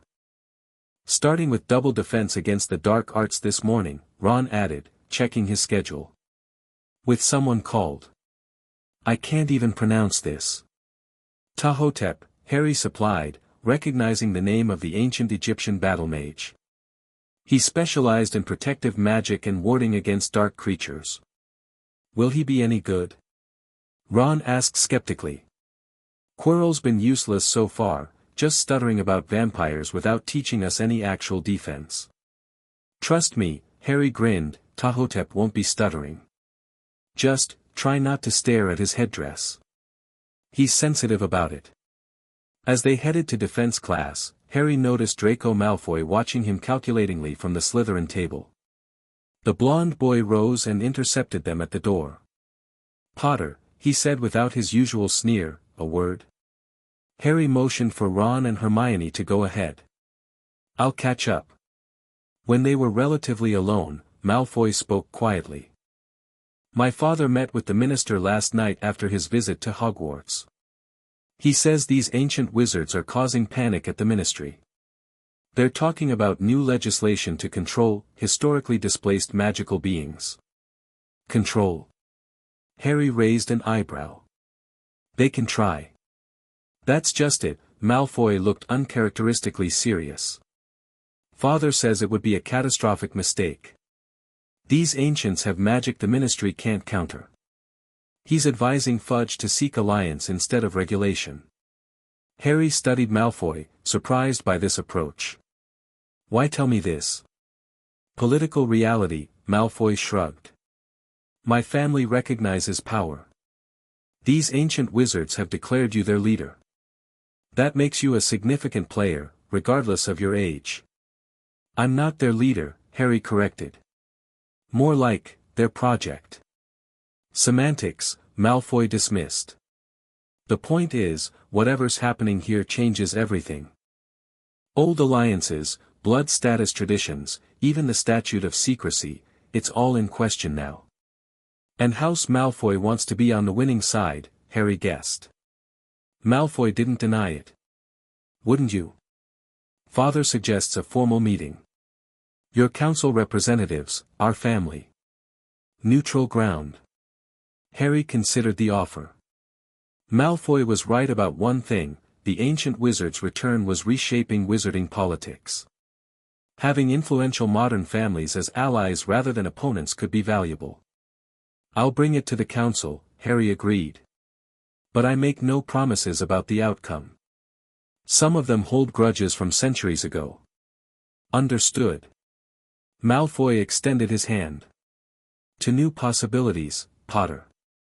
Harry shook it, aware they were being watched by students from all houses. This public handshake would spread through school faster than magic. "Don't think this makes us friends, Malfoy," Harry said, but without malice. "Merlin forbid," Draco replied with a smirk. "But perhaps not enemies." As Harry continued to the defense classroom, he pondered this unexpected development. The political maneuvering had begun sooner than he'd anticipated. Herodotus had warned him this would happen, that the ancient wizard's return would eventually force the modern magical world to realign itself. He entered the defense classroom to find it transformed. The desks had been pushed to the walls, creating a large open space in the center. Professor Quirrell stood nervously to one side while Tahotep dominated the room. The Egyptian battlemage cut an imposing figure, tall and broad-shouldered despite being over 3,000 years old, dressed in white linen robes with gold embroidery and, yes, wearing his distinctive headdress adorned with protective hieroglyphs. Around his wrists and forearms, gold bands inscribed with magical symbols gleamed in the classroom light. "Welcome, students of Hogwarts," he boomed in heavily accented but clear English. Today we begin true defense against dark forces. Not theory, practice. He gestured to Quirrell. Your professor has graciously allowed me to demonstrate traditional Egyptian protective magic. Techniques that once guarded pharaohs from assassination and tombs from defilement. Harry took a seat near the front, keeping a close eye on Quirrell. The nervous professor seemed even paler than usual, his turban slightly askew. As Ptahhotep began his demonstration, Harry activated the mage sight technique Akachi had taught him, focusing on Quirrell's magical aura. What he saw confirmed his suspicions. While most wizards' auras appeared as cohesive fields of energy surrounding their bodies, Quirrell's was fractured, with a second, darker signature overlaying his own, concentrated most heavily around the back of his head. Possession. Not complete, but substantial. Voldemort wasn't just near Hogwarts, he was literally in the classroom. Harry carefully deactivated the mage sight before the strain gave him a headache. He needed to alert the council immediately, but doing so in front of Quirrell/Voldemort would tip their hand. Meanwhile, Ptahhotep had begun teaching the class a basic Egyptian shielding charm. Unlike the standard protego taught at Hogwarts, this shield manifested as a golden ankh that absorbed rather than deflected hostile magic. Channel your intent through the symbol, the ancient wizard instructed. The ankh represents life force. It doesn't block attack, it transforms enemy energy into protective power. The students practiced the unfamiliar hand movements. Most struggled, but Harry executed the technique perfectly, having learned it years earlier. Excellent, young master, Ptahhotep nodded approvingly. Perhaps a demonstration for your classmates? Harry stepped forward into the center of the room, aware of Quirrell watching him intently. Cast your shield, Ptahhotep instructed. I will test its strength. Harry formed the ankh gesture with his hands, channeling his magic through the symbol. A golden ankh materialized before him, glowing with inner light. Ptahhotep cast a moderately powerful hex, not dangerous but certainly uncomfortable if it hit. When it struck Harry's shield, instead of the hex dissipating or rebounding, the ankh absorbed the energy, growing brighter.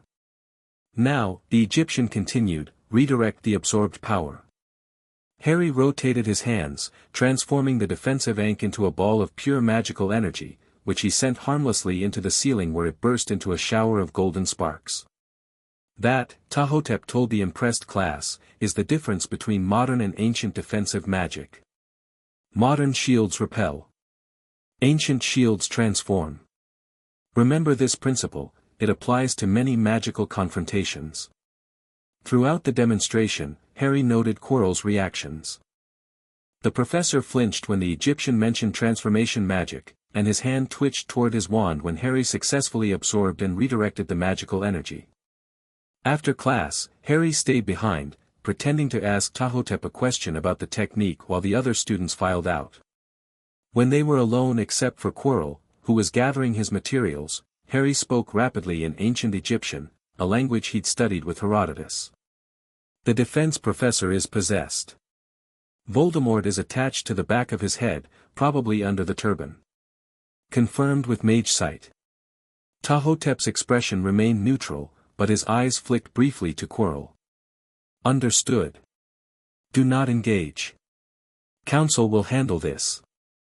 Harry nodded and switched to English. Thank you for explaining the difference in shield construction, Master Ptahhotep. The geometric principles make much more sense now. Always a pleasure to teach an attentive student, the Egyptian replied smoothly. Run along now, your next class awaits. Harry left, glancing back once to see Ptahhotep casually positioning himself between Quirrell and the door. The ancient wizard would ensure Quirrell didn't leave until other council members arrived.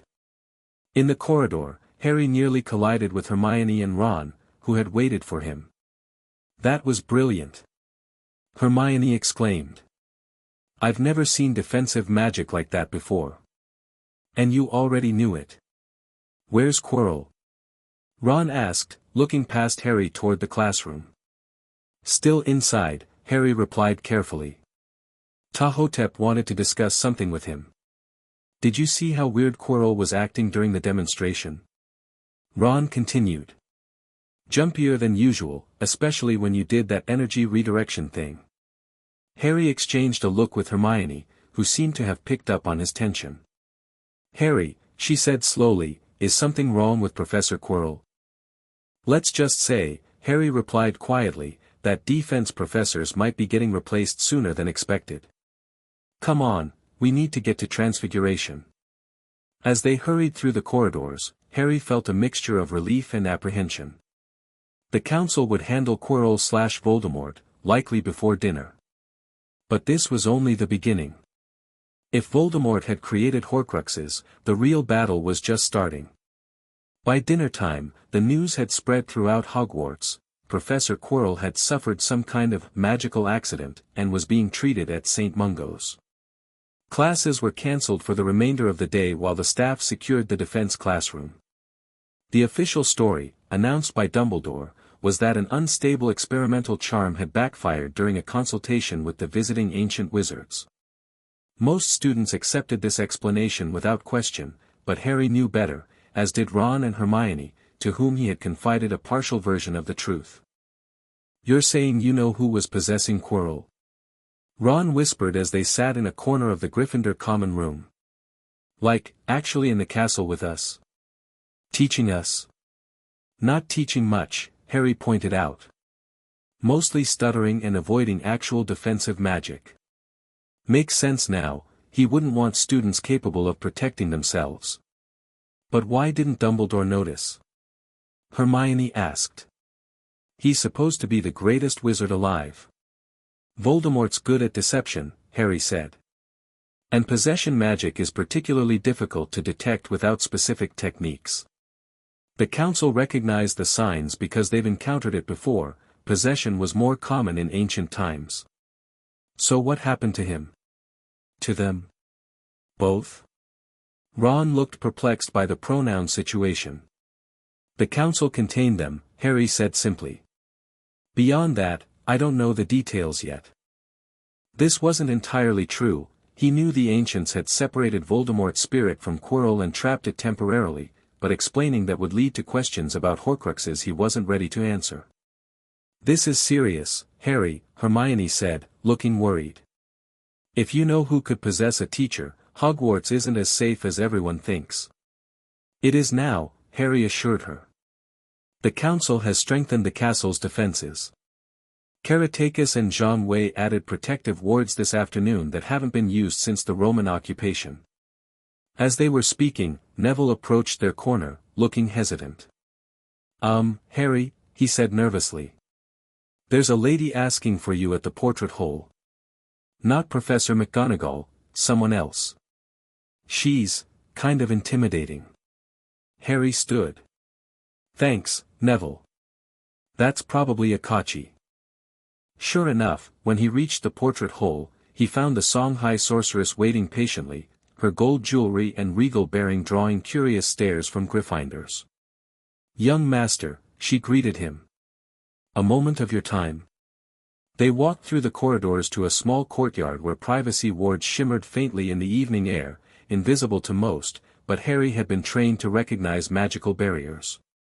Quirrell, he asked immediately. Alive but unconscious, Akachi replied. The possession damaged his mind. Healers are working to restore him, but his recovery will be long. And Voldemort? Temporarily contained, but not destroyed. Her expression grew grave. His spirit fled when we confronted him. Tahotep managed to capture a portion of his essence in a soul jar, but the main consciousness escaped. Harry's eyes widened. You captured part of Voldemort's soul. A fragment only, she clarified. Not a true Horcrux, but a piece torn loose during the hasty extraction. We're studying it now. It may help us locate his actual Horcruxes. Did you learn what he was doing at Hogwarts? Akachi nodded. Seeking the Philosopher's Stone. Dumbledore was keeping it hidden in the castle, foolishly, in my opinion. We've convinced him to return it to Nicholas Flamel with enhanced protections. So Voldemort was after immortality, Harry mused. Or a new body. Both, we suspect. Akachi sat on a stone bench, gesturing for Harry to join her. But this encounter has revealed something troubling, young master. Your connection to Voldemort is stronger than we realized. Harry's hand unconsciously went to his scar. What do you mean? When Tahotep contained the soul fragment, it reacted to your presence even from a distance. Your scar bled briefly at the exact moment of containment. She studied his face carefully. The council fears there may be a magical link between you and Voldemort, something created the night he tried to kill you. Harry absorbed this unsettling information. Is it dangerous? To me? Potentially, she admitted. We're researching methods to shield your mind and spirit from intrusion. Until then, you must be vigilant for unusual dreams, unexplained emotions, or headaches centered on your scar. I've had some headaches, Harry admitted. Especially when Quirrell was nearby.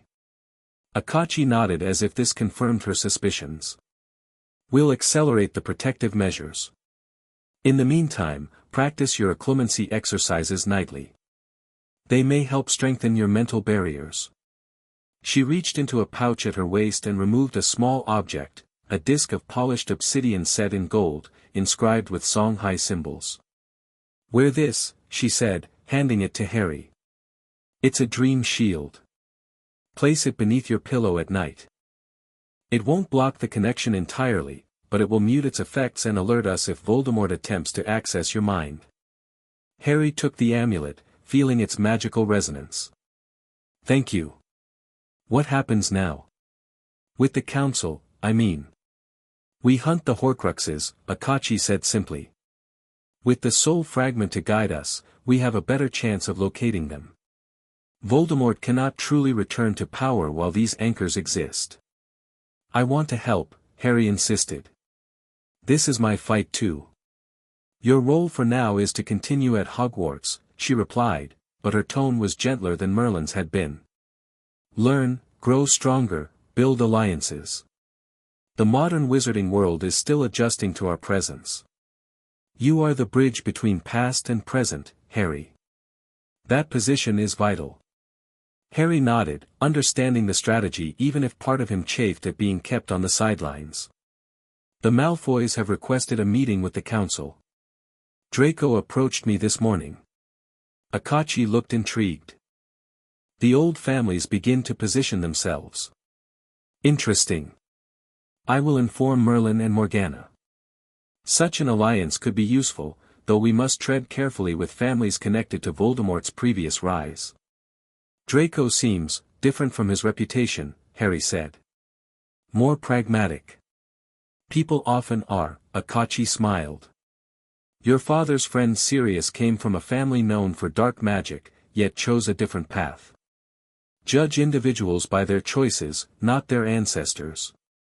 They talked for a while longer about school matters and Harry's adjustment to Hogwarts. Despite the serious situation with Voldemort, Akachi seemed pleased with his progress in making friends and navigating the social complexities of the school. As they were about to part, Harry remembered something. The prophecies, Morgana said Herodotus would compile them for me. Ah, yes. Akachi produced a small leather-bound book from her robes. Your personal copy. All 47 prophecies that potentially reference you, translated into modern English. The original texts are preserved in the Fortress Library if you wish to study them later. 47. Harry accepted the book with surprise. That many? You have featured prominently in divinatory visions across many cultures, Akachi said with a hint of amusement. Not all are equally specific or reliable, of course. Prophecy is an imperfect art. Harry tucked the book into his robes. Thank you. I'll study them carefully. I expect nothing less. She touched his cheek affectionately. Rest well, young master. And remember the dream shield. As Harry returned to Gryffindor Tower, his mind was filled with contradicting emotions. The confrontation with Voldemort, albeit indirect, had come sooner than expected. The revelation of his connection to the Dark Wizard was troubling. Yet he also felt a strange sense of purpose. The path ahead was becoming clearer, even if it was fraught with danger. In the common room, Ron and Hermione waited expectantly. "Well?" Ron asked as Harry sat down. "What happened with Quirrell?" "With you-know-who?" Harry took a deep breath and told them what he could, an edited version that omitted Horcruxes and his personal connection to Voldemort, but included enough truth to satisfy their curiosity. "So you know who's still out there," Ron said glumly when Harry finished. "And he was after this Philosopher's Stone thing." "He'll be back," Harry confirmed. "But we have time now. Time to prepare." Hermione looked thoughtful. "These ancient wizards, your council, they seem to have plans for everything. For you, especially." "They do," Harry acknowledged. "Some of them have been planning for centuries, if you believe the prophecies." "And do you?" she pressed. "Believe the prophecies, I mean." Harry touched the book of prophecies in his pocket. "I believe choices matter more than predictions. But knowing the prophecies helps understand the bigger picture." Ron yawned widely. "Well, I for one am glad we don't have defense homework anymore. Silver lining to having your professor possessed by an evil wizard, I suppose." "Ronald." Hermione looked scandalized, but Harry laughed. "Always looking on the bright side, Ron," he said, grateful for his friend's ability to lighten even the darkest situation. Later that night, alone in his four-poster bed with privacy charms active, Harry opened the book of prophecies Akachi had given him. By wandlight, he began to read the various predictions about his life and destiny from across time and magical traditions. Some were cryptic and vague: the twice-marked child will bridge the gap between what was lost and what remains. Norse, circa 800 CE, others were disturbingly specific: he shall free the ancient ones when blood meets shadow at the threshold between worlds. They shall call him master though he stands barely taller than a sword. Babylonian clay tablet, circa 2100 BCE, some mention Voldemort, though not by name. The sundering child will face the soul splitter 3 times before his 17th summer. In the first meeting, knowledge. In the second, power. In the third, mastery or destruction. Songhai Oracle, circa 1400 CE, Harry read until his eyes grew heavy. The prophecies painted a complex picture, sometimes contradictory, sometimes alarmingly aligned. But one theme appeared consistently: his connection to the ancient wizards was no accident. Across millennia and continents, seers had glimpsed his role in freeing them from the veil, and many had seen further, to conflicts and choices that still lay ahead. As he drifted toward sleep, the obsidian dream shield tucked beneath his pillow, Harry wondered which of the many predicted paths his life would take. Would he become the great unifier mentioned in Celtic prophecies? The bridge between worlds from Egyptian texts? Or perhaps the lightning prince of Chinese divination? In the end, he decided, it wouldn't be the prophecies that defined him, but the choices he made in the face of them. With that thought, he finally succumbed to sleep, unaware that across Britain, the ancient wizards of the council had begun their hunt for Voldemort's Horcruxes, the first moves in a magical chess game that would ultimately determine the fate of both the ancient and modern wizarding worlds. Chapter 3, The Awakening Power, Duck. Harry shouted, dropping to the ground as a jet of purple flame roared over his head. Ron wasn't quick enough. The spell caught him squarely in the chest, instantly encasing him in a crystalline shell that sparkled in the morning light. His expression of surprise remained frozen on his face. "Ron's down." Hermione called from behind a massive oak tree, her wand moving in complicated patterns as she cast a series of detection charms. "That's Karatakis's crystalline prison hex, ancient Celtic battle magic. I know what it is." Harry rolled to his feet, sending a blast of compressed air toward a shimmer in the tree-line. His spell connected, revealing Karatakis's disillusioned form for a split second before the ancient warrior vanished again. "I taught it to you last month." At 13, Harry Potter moved with the fluid grace of someone who'd spent years training in magical combat. Now in his 3rd year at Hogwarts, these weekend training sessions had become routine, the Council of Ancients insisted his magical education extend well beyond the standard curriculum. Hermione's shield charm deflected another hex. They're herding us toward the ravine. It's a trap. Then let's not go that way. Harry pressed his palm against the ground, closed his eyes for a second, and channeled his magic into the earth. The soil rippled outward like a stone dropped in water. 3 opponents. Karatakis at 2 o'clock, Zhang Wei at 11, and, that's odd. What? Someone new. Their magical signature isn't familiar. Harry narrowed his eyes. Northeast corner of the clearing, using some kind of weather-based concealment. Hermione's eyes widened. Weather magic? Could it be, focus? Harry interrupted as a barrage of multicolored spells rained down from the treetops. He raised both hands, creating a dome of swirling air that scattered the magical attacks. New plan. I'll break their formation, you free Ron. Without waiting for a response, Harry thrust his hands forward. The air dome exploded outward with tremendous force, bending trees and sending leaves swirling in a chaotic cyclone. In the momentary confusion, he slammed his palm onto the earth again, this time pushing power downward. The ground beneath Karatakis's position abruptly sank 3 feet, throwing off the Celtic warrior's aim as he fired another spell. Got you, Harry murmured, then pivoted to face the unknown opponent. Show yourself. Lightning cracked from the clear sky, striking the ground inches from Harry's feet. A woman's laughter followed, rich, warm, and strangely familiar. Your earth sense has improved, young master, said Akachi, materializing from what had appeared to be a small storm cloud. But your tactical awareness still needs work. Harry grinned despite himself. I wasn't expecting you. You were supposed to be in Nigeria tracking the... He stopped himself, aware of Hermione nearby, working to free Ron from the crystal prison.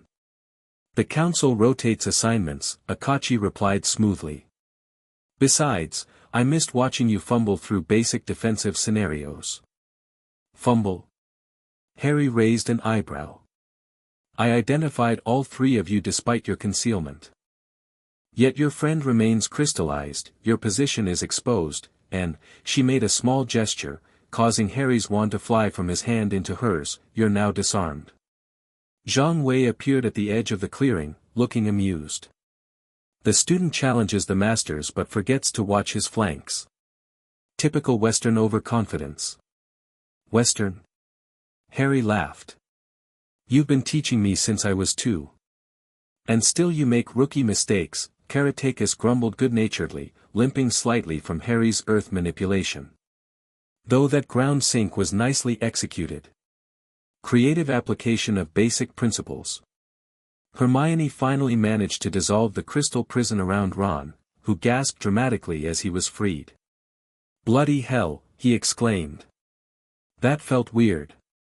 Like being frozen but still aware of everything. Non-lethal battlefield containment, Karatakis explained. In my day, we'd secure prisoners this way for transport. The Romans hated it, called it barbaric, though they had no problem crucifying their captives. Hermione looked fascinated despite her breathlessness. The crystalline structure maintains oxygen permeability while restricting movement. I've never seen anything like it in modern defensive texts.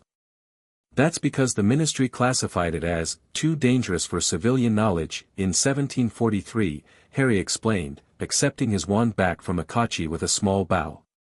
Along with about 300 other perfectly useful ancient spells. Ron brushed crystal residue from his robes. Well, it beats being stupefied. At least I got to watch the rest of the fight.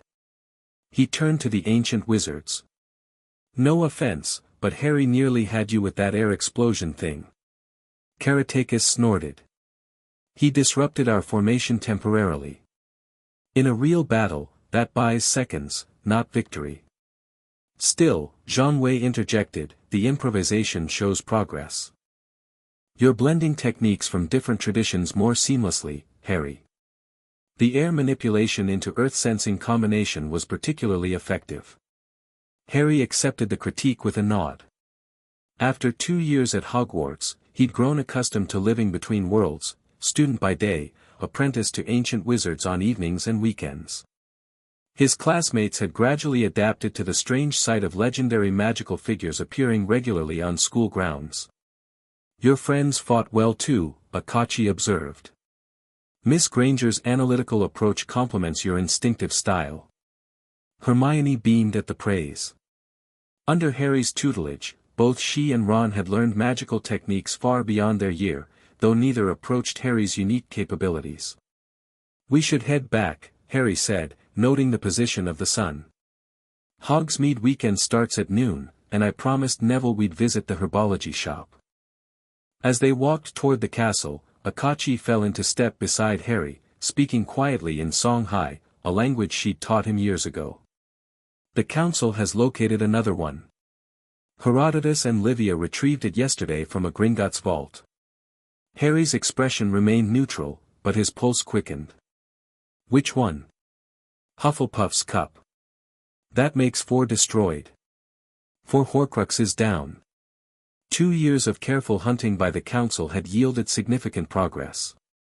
The diary had been first confiscated from Lucius Malfoy during negotiations with the ancient wizards.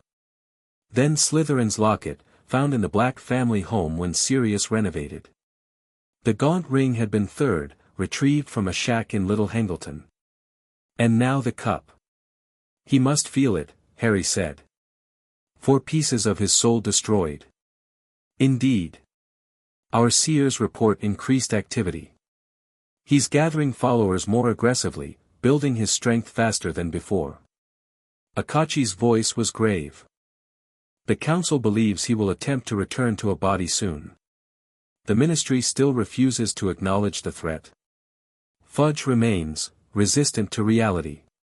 Though the international community has begun to take notice."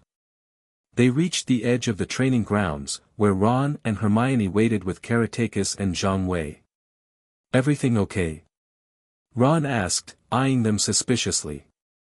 "Council business," Harry said simply, switching back to English.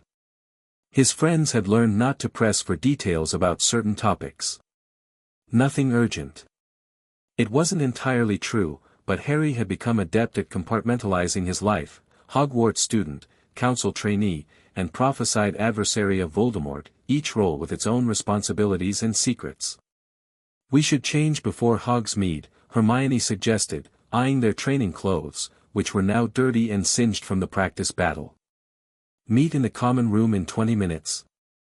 Harry nodded, and they parted ways with the ancient wizards at the castle entrance. As Ron and Hermione headed inside, Akachi placed a hand on Harry's shoulder, holding him back. "One more thing," she said quietly. "Dumbledore has requested a formal meeting with the full council. Next weekend at the fortress." "What for?" "He has information about the remaining Horcruxes," she said. "And concerns about your connection to Voldemort." Harry's hand unconsciously rose to his scar, which had been troubling him more frequently in recent months. "My occlumency shields are holding. For now," Akachi agreed. "But as Voldemort grows stronger, so does the connection. We need to consider more permanent solutions." Harry nodded soberly.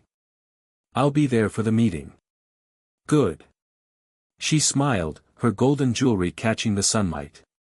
"Now go enjoy Hogsmeade with your friends. Be 13 for a few hours. The weight of prophecy will wait." Hogsmeade bustled with students enjoying the crisp October weather.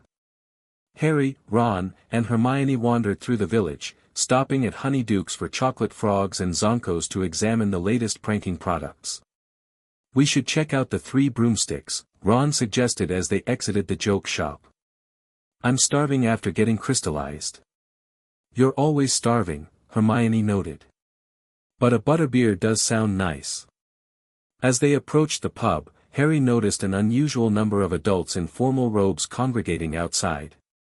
Many wore insignias and badges he didn't recognize.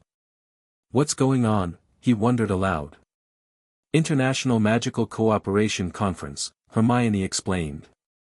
"Didn't you see the notice?" Representatives from wizarding governments worldwide are meeting in Hogsmeade this weekend. Harry frowned. No one mentioned it to me.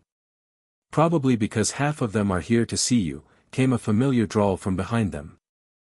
Draco Malfoy approached, looking considerably different from their first year.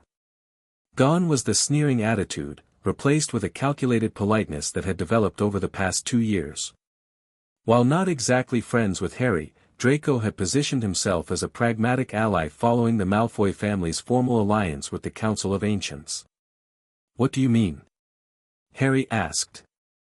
"Father says the official agenda is international magical security coordination, but the real purpose is evaluating the ancient wizard's impact on global magical politics." Draco nodded toward the gathered officials. "You're Exhibit A, Potter. The boy who lives with Merlin." Harry suppressed a groan. "Great. Just what I needed today." "Don't worry," Draco said with a hint of his old smirk. "Father's running interference.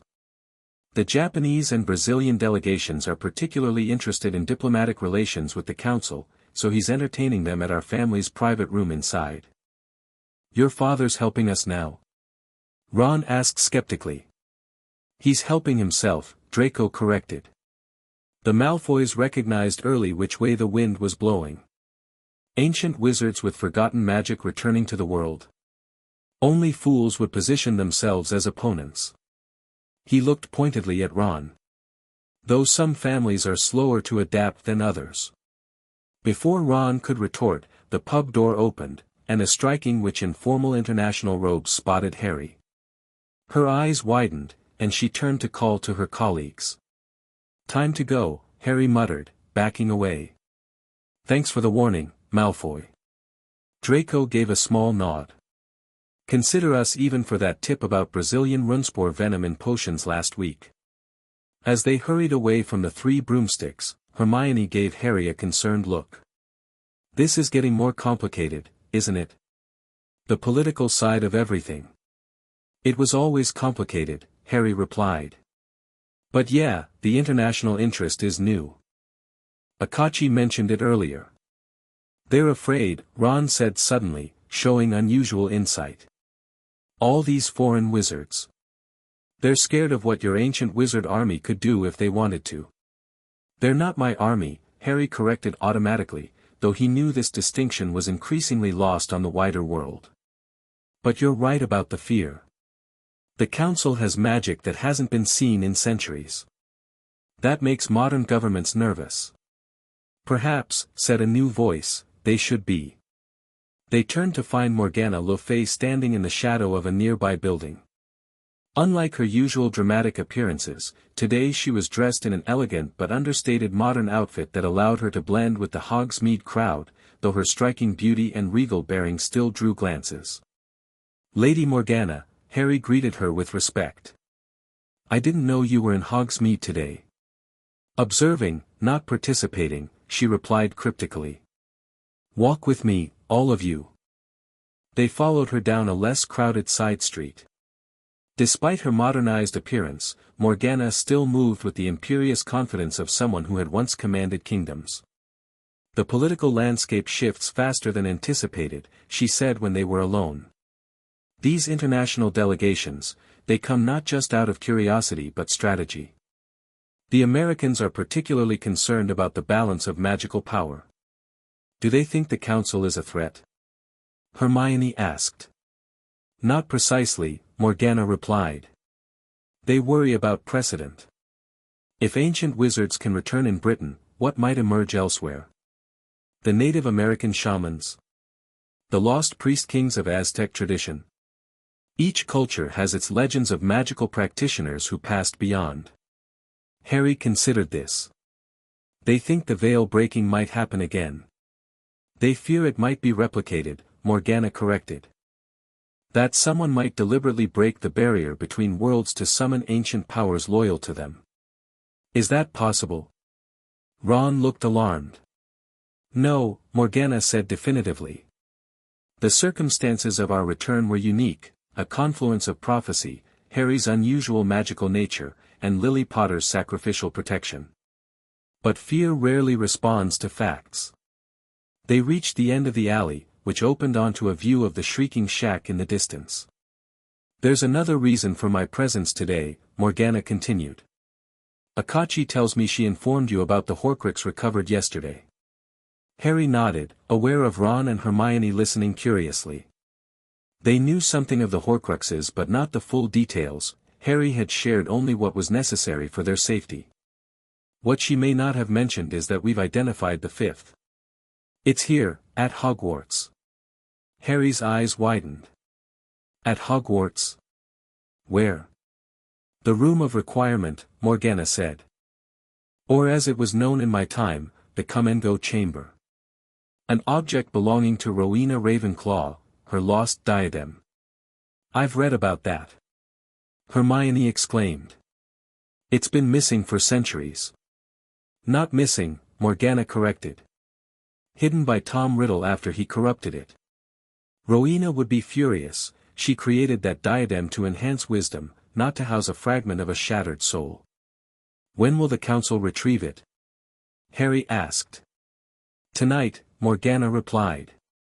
A small team, myself, Merlin, and Helena. Helena?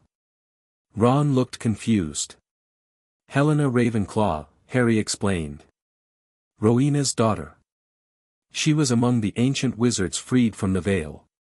Also known as the Grey Lady, Ravenclaw's house ghost, Hermione added, making the connection. Of course. She wasn't really a ghost, she was trapped in the Veil and projected an echo into our world. Morgana looked impressed. Precisely, Miss Granger. Many so-called ghosts are actually projections of those caught in the Veil. When Harry shattered it, those who wished to return in corporeal form did so. Others, like your bloody baron, preferred to remain as spirits. So tonight, Harry said, bringing them back to the immediate issue, you'll destroy the diadem. Yes. Which leaves only the snake, Nagini, and... Morgana trailed off, her eyes flicking briefly to Harry's scar. Harry touched his forehead reflexively. And one more we haven't identified yet. It wasn't entirely a lie. The council had theories about the final Horcrux, but Harry wasn't ready to confront the possibility that he himself might harbor a fragment of Voldemort's soul. The evidence had been mounting, his Parseltongue ability, the dream connection, the scar pain whenever Voldemort experienced strong emotions. But accepting it would mean facing the impossible question of how to destroy a Horcrux without destroying himself. Precisely, Morgana said smoothly, allowing the evasion. Once the diadem is eliminated, Voldemort will be severely weakened, existing on just 2 soul fragments besides his main consciousness. He'll feel threatened, Harry guessed. Might act rashly. Our assessment as well, Morgana agreed. Which is why security around you will be strengthened effective immediately. No more Hogsmeade visits without council escorts. No wandering the castle alone, even with your considerable skills. Ron groaned. Back to bodyguards, then. During their first year, Harry had been constantly shadowed by rotating council members until he'd proven capable of handling minor threats himself. The restrictions had gradually eased, but it seemed that freedom was ending. I can take care of myself, Harry objected, though without much force. He understood the precautions. Against conventional threats, certainly, Morgana acknowledged. But Voldemort is desperate and cunning. We take no chances with the Sundering Child. Her use of the prophecy title wasn't lost on Harry. When the ancient wizards used those formal designations, they were deadly serious. Fine, he conceded. But let's be discreet about it. I don't need more attention from those international delegates. Morgana's lips curved in a rare smile. As you wish. Now, I believe you children had plans for Butterbeer. Perhaps the Hog's Head would be less crowded than the 3 broomsticks today. We're not children, Ron muttered as they walked toward the seedier pub. To someone over 1,000 years old, Mr. Weasley, Morgana replied with amusement, you are barely more than infants. That night, Harry sat cross-legged on his bed in the Gryffindor dormitory, privacy charms active around his curtains. The enchanted journal lay open before him, displaying a real-time account of the Horcrux retrieval operation. Herodotus, ever the historian, was documenting the mission as it happened, his precise handwriting appearing on the page as events unfolded. 2217 hours, Merlin, Morgana, and Helena have entered the come-and-go chamber, manifesting it as the room of hidden things. Helena confirms this is where Riddle concealed the diadem 50 years ago.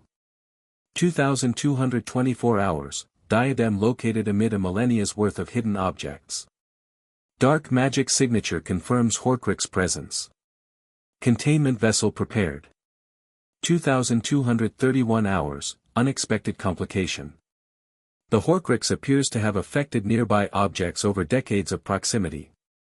Several items showing signs of contamination. Harry frowned at this development. Contamination from Horcruxes wasn't something the Council had encountered with the previous ones. 2243 hours, decision made to cleanse entire room with purification fire. Helena reclaiming diadem as Ravenclaw property once purged. Room being evacuated of historically significant items first. 2252 hours, fiend fire containment wards established. Morgana will control the cursed flame while Merlin maintains the ward boundaries. Harry tensed. Fiend fire was extraordinarily dangerous, one of the few substances capable of destroying Horcruxes, but notoriously difficult to control. Even for wizards of Morgana and Merlin's caliber, it posed risks. 2307 hours, fiend fire successfully deployed and contained. Room of hidden things purged entirely. Diadem recovered and placed in null magic container for transport to Fortress Ritual Chamber. 2318 hours, Horcrux destruction ritual beginning. Using modified version of Babylonian soul cleansing ceremony combined with Egyptian purification rites. 2325 hours, ritual proceeding as expected. Soul fragment exhibiting standard resistance. 2331 hours, unusual energy surge detected. Possible reaction from remaining Horcruxes. Ritual containment holding. 2340 hours, success. Horcrux destroyed. Diadem purified and returning to Helena's possession. Mission complete. Harry exhaled slowly. 5 down, 2 to go, though the 2 figure was a convenient fiction he maintained even in his private thoughts. The reality of his scar remained too difficult to confront directly. Just as he was about to close the journal, more text appeared. Addendum, young master, your scar bled during the destruction. Akachi's monitoring charms recorded it precisely at 2338 hours. The connection grows stronger with each Horcrux eliminated. We must accelerate our research into severing this link. Merlin. Harry touched his forehead, finding dried blood he hadn't noticed. The implication was clear, as Voldemort's soul fragments were destroyed, the connection between them intensified rather than weakened. Whether this was because his scar contained a fragment itself, or due to some other magical principle, the effect was increasingly dangerous. As if triggered by these thoughts, pain suddenly lanced through Harry's scar, white-hot and blinding. He gasped, clutching his forehead as images flooded his mind, a decrepit manor house, a massive snake slithering across rotting floorboards, a skeletal figure in a chair, rage pulsing through every fiber of its malformed body. He knows, Harry whispered, forcing the vision away with his occlumency barriers. He knows we're destroying them. He grabbed his wand and quickly wrote in the journal, vision just now. He's angry. Feels mutilated. Knows something's happening to his Horcruxes. Plans accelerating. The response came immediately, stay where you are. Strengthening castle wards now. Council members en route to Hogwarts. Harry closed the journal, his heart racing. Despite years of preparation for this confrontation, the reality of Voldemort's rage bleeding into his mind was terrifying. The Dark Lord would be desperate now, 5/6 of his soul anchors destroyed, his immortality threatened. Lying back on his bed, Harry focused on his occlumency exercises, building layer upon layer of mental shields. The ancient wizards had taught him multiple techniques: Morgana's mirror mind approach, Akachi's elemental barriers, Zhang Wei's emptiness meditation. He deployed them all, creating a fortress around his consciousness. Eventually, the pain subsided, and the foreign rage receded. Harry drifted into uneasy sleep, his dreams filled with dark corridors and whispering voices. One voice rose above the others, high, cold, and determined: the boy cannot hide behind his ancient guardians forever. Harry woke to chaos. Shouting echoed through Gryffindor Tower, and the distinctive sound of magical alarms blared throughout the castle. He bolted upright, grabbing his wand and glasses in one fluid motion. Ron was already at the dormitory window, face pale in the pre-dawn light. "Harry! You need to see this."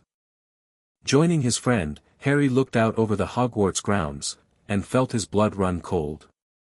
The forbidden forest's edge was alive with movement. Dark-robed figures moved among the trees, and creatures prowled the shadows: giants, trolls, and what appeared to be inferi shuffling in mindless ranks. "It's an army," Harry whispered. "He's brought an army to Hogwarts."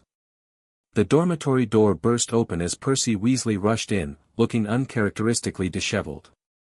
"Everyone up. Emergency evacuation. All students to the Great Hall immediately." "What's happening?" Neville asked fearfully, stumbling out of bed. "The school is under attack," Percy said grimly. "You know who and his followers are attempting to breach the outer wards. Professors and others are reinforcing the defenses, but Dumbledore's ordered all students to the evacuation point." Harry exchanged glances with Ron. This was happening too fast. Voldemort wasn't supposed to have enough strength yet for a direct assault. The destruction of the fifth Horcrux must have pushed him into desperate action. "Percy," Harry said as his dorm mates hurriedly dressed, "where are the council members?" "Are they here?" "Several arrived during the night," Percy replied, clearly stressed but maintaining his prefect authority.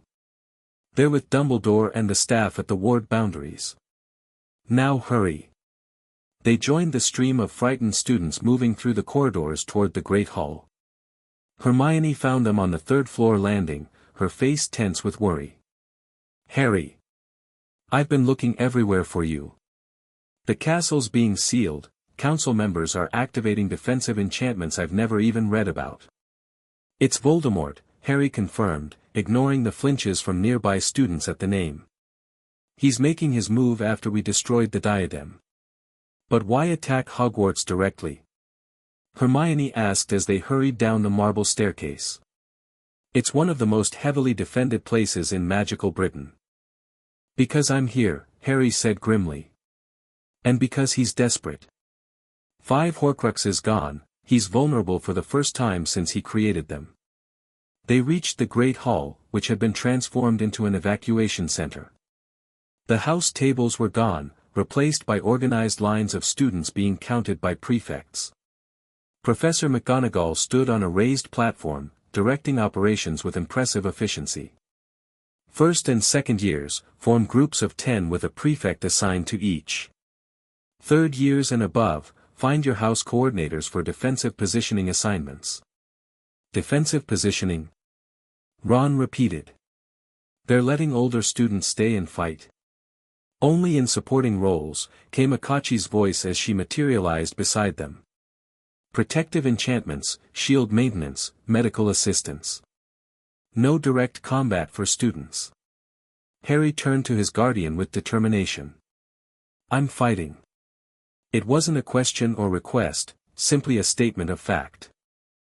After years of training with history's greatest magical warriors, he would not hide while others defended him. Akachi studied him for a long moment, then nodded.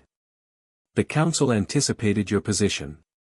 Merlin awaits you in the headmaster's office. Plans must be adjusted now that Voldemort has forced our hand." "We're coming too," Ron said immediately, Hermione nodding beside him. "No," Harry said before Akachi could respond. "I need you both to help with the castle defense. Ron, your strategic thinking could help coordinate the student defenders. Hermione, your knowledge of protective charms is better than most seventh years. His friends looked ready to argue, but something in Harry's expression stopped them. This wasn't their friend speaking, but the young man who had been raised to lead by ancient rulers and strategists. Just, be careful, Hermione finally said, giving him a quick, fierce hug. Don't do anything stupidly heroic, Ron added, clapping him on the shoulder. Take these, Harry said, pulling two small crystals from his pocket, emergency port keys created by Caratacus that he'd carried for the past year. If things go badly, break them. They'll take you to the fortress, safest place in Britain. Before they could respond, Akachi placed a hand on Harry's shoulder. Time to go. The outer wards won't hold forever. As they hurried through the emptying corridors, Harry asked, how bad is it? Voldemort has gathered every dark creature and follower he could compel or convince, Akachi replied grimly. Perhaps 300 total. He must have been planning this for months, waiting for the right moment. And destroying the diadem triggered him. Yes. He's in a weakened state magically, but driven by desperation and rage. A dangerous combination. They reached the gargoyle guarding Dumbledore's office, which leapt aside without a password. Inside, they found a war council in progress. Dumbledore stood behind his desk, looking grave but composed. Around the room stood key council members, Merlin, Morgana, Caratacus, Jean Wei, Livia the Roman sorceress, and others, along with Professors McGonagall, Flitwick, and Snape. Maps and magical diagrams hovered in the air, showing the castle grounds and the positions of Voldemort's forces. Harry, Dumbledore greeted him, thank you for joining us promptly. The situation is developing rapidly. Merlin gestured to one of the magical displays. Voldemort's army surrounds 3/4 of the castle. The lakeside remains clear, though he has mere people under the Imperious Curse patrolling the waters. His personal location? Harry asked, slipping easily into the strategic mindset his education had instilled. Command position at the edge of the forest, Caratacus pointed to a glowing red marker. Protected by his inner circle of Death Eaters and that massive snake of his. Nagini, Harry said. The 6th Horcrux.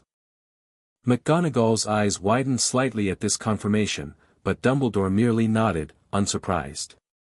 Which brings us to our most pressing tactical consideration, the headmaster said. With the diadem destroyed, only 2 Horcruxes remain, the snake, and... The room fell silent as all eyes turned to Harry. He realized with a sinking feeling that there would be no more avoiding the truth. And me, he finished quietly. My scar. That's why I can speak Parseltongue. Why I see into his mind. Part of his soul attached to me the night he tried to kill me. The confirmation hung heavy in the air. Though Harry had suspected for months, saying it aloud made it terrifyingly real. Yes, Dumbledore confirmed gently. Though I had hoped to find another solution before confronting you with this knowledge. We all did, Merlin added. The Council has been researching methods to extract the soul fragment without harming you since we first suspected. And? Harry asked, fighting to keep his voice steady. The ancient wizards exchanged glances before Morgana spoke. The conventional methods are unsuitable. Fiend fire, basilisk venom, the killing curse, all would destroy you along with the fragment. However, Zhang Wei interjected, we have developed a theoretical approach combining several ancient traditions. A ritual that might separate the parasite from the host. Theoretical, Harry noted. Untested. Unfortunately, yes, the Chinese alchemist acknowledged. Soul magic of this complexity has few precedents, even in our combined experience. Harry took a deep breath, processing this information with remarkable composure for a 13-year-old. Years of preparation for his destined confrontation with Voldemort had cultivated an unusual maturity. So what's the plan? We need to destroy Nagini first, obviously. Then deal with my situation. Precisely, Dumbledore agreed. The Council has divided into 3 operational teams. Team 1 will reinforce the castle defenses and protect the students. Team 2 will create a diversion, drawing Voldemort's forces away from his command position. Team 3, the strike team, will target Nagini. And I'm with the strike team, Harry concluded. No, Merlin said firmly. You will remain in the castle's heart chamber, protected by our strongest defensive enchantments, until Nagini is destroyed. Harry's eyes flashed. That's not happening. I've trained my entire life for this confrontation. I'm not hiding while others fight my battle. It's not about your capabilities, Karatakis explained. It's about denying Voldemort access to his final Horcrux. If he captures you before we destroy Nagini, he regains his advantage. Besides, Akachi added gently, the extraction ritual requires extensive preparation. Morgana and Zhang Wei need time to establish the chamber and components.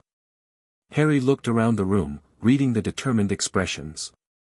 Even Snape, who typically maintained a carefully neutral attitude toward Harry's council connections, seemed to agree with this approach. Fine, he conceded. But once Nagini is eliminated, I join the battle. Voldemort is my responsibility, every prophecy agrees on that point.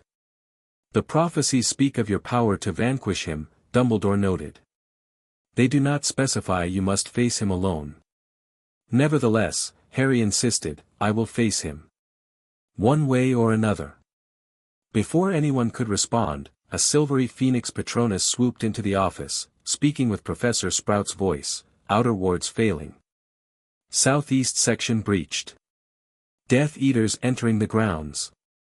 Dumbledore straightened, suddenly every inch the powerful sorcerer rather than the grandfatherly headmaster. We are out of time. To your positions, everyone. Minerva, ensure the evacuation continues. Severus, the potions we discussed.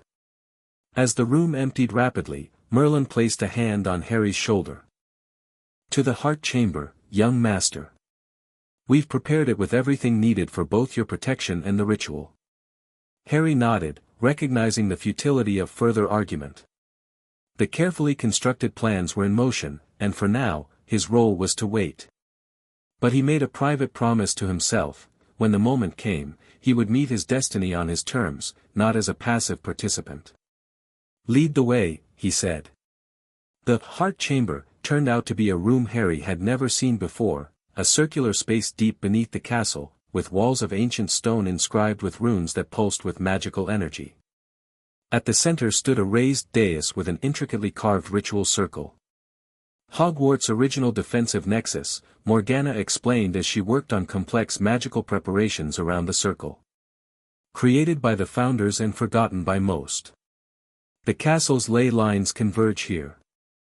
Harry could feel the magical power thrumming through the floor, raw, primal energy unlike the refined magic taught in Hogwarts classes.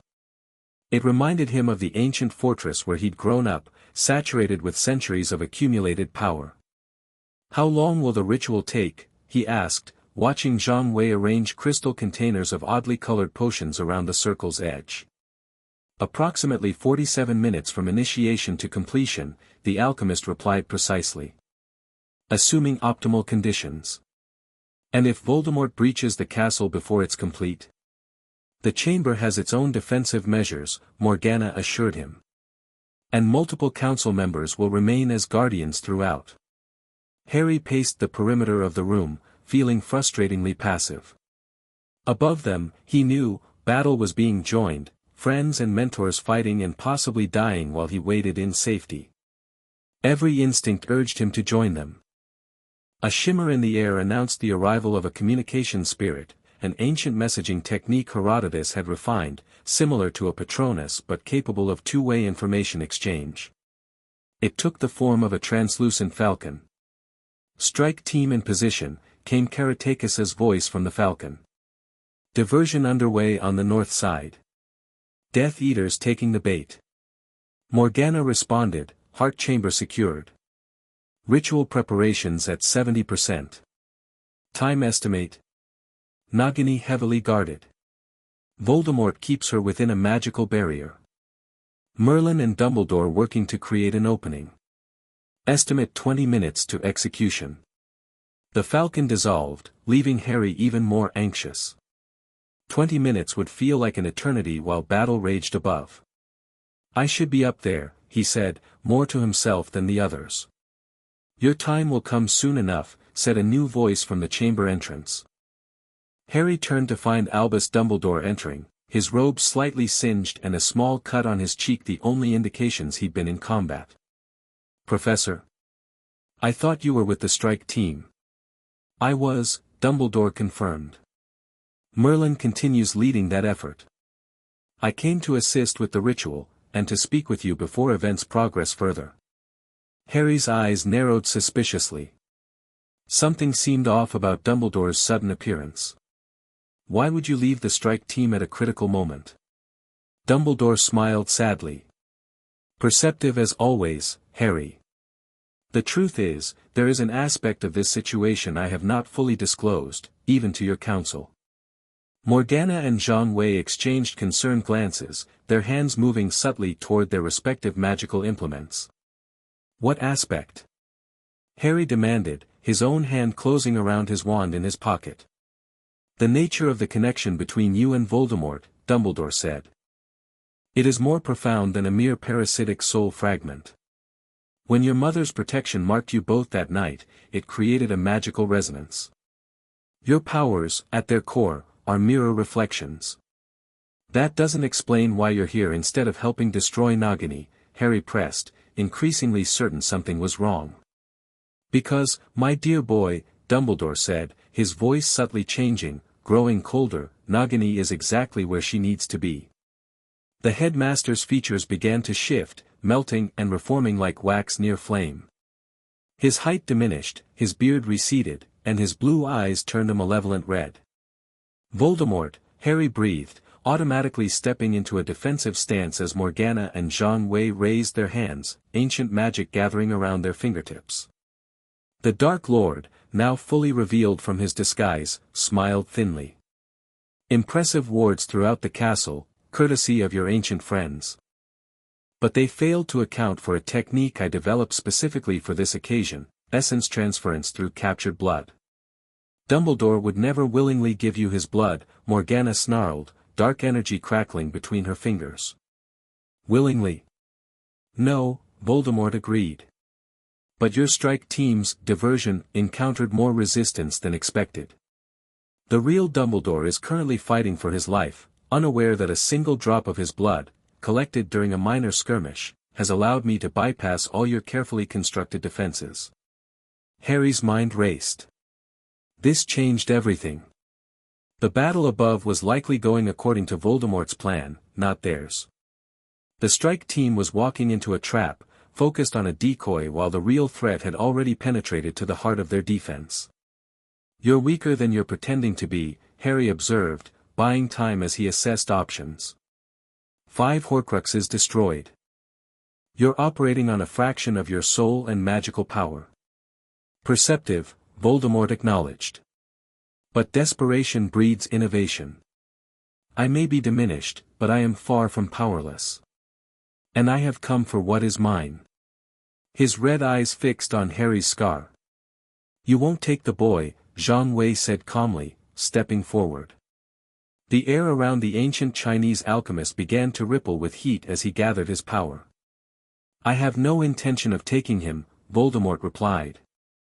Merely reclaiming a piece of myself, and eliminating the greatest threat to my resurrection. He moved with surprising speed for his weakened state, casting a spell unlike any Harry had seen, a writhing tendril of greenish-black energy that shot toward him like a striking serpent. Morgana intercepted it with a shield of midnight blue magic, but the collision created an explosion that shook the chamber. Dust and stone fragments rained from the ceiling as the ancient witch and the Dark Lord began a magical duel of extraordinary intensity. Zhang Wei pulled Harry behind the ritual dais. We need to complete the extraction immediately.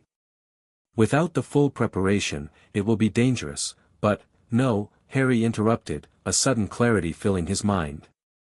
I need this connection right now. What? Young master, this is precisely the worst time to, trust me, Harry insisted. I have an idea. But I need you to trust my judgment. The ancient alchemist hesitated, clearly torn between his protective instincts and his respect for Harry's abilities. Across the chamber, Morgana and Voldemort exchanged increasingly destructive spells, the walls trembling with each impact. What do you intend? Zhang Wei finally asked. Harry's green eyes reflected the magical flashes from the duel. To use the connection against him. But I need space to concentrate. After another moment's hesitation, Zhang Wei nodded.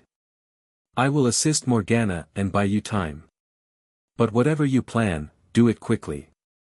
The alchemist joined the magical battle, his own distinctive golden-red magic adding to the chaotic light show as Harry knelt behind the ritual dais. Closing his eyes, he did something that went against years of training and instinct, he deliberately lowered his occlumency shields. The pain was immediate and intense as Voldemort's consciousness pressed against his own. But instead of resisting, Harry pushed back, following the connection to its source like a thread leading through a maze. His consciousness entered Voldemort's mind, experiencing the Dark Lord's rage and desperation firsthand.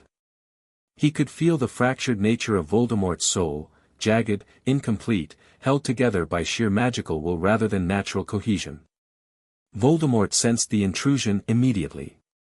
Potter, his mental voice snarled. What are you doing?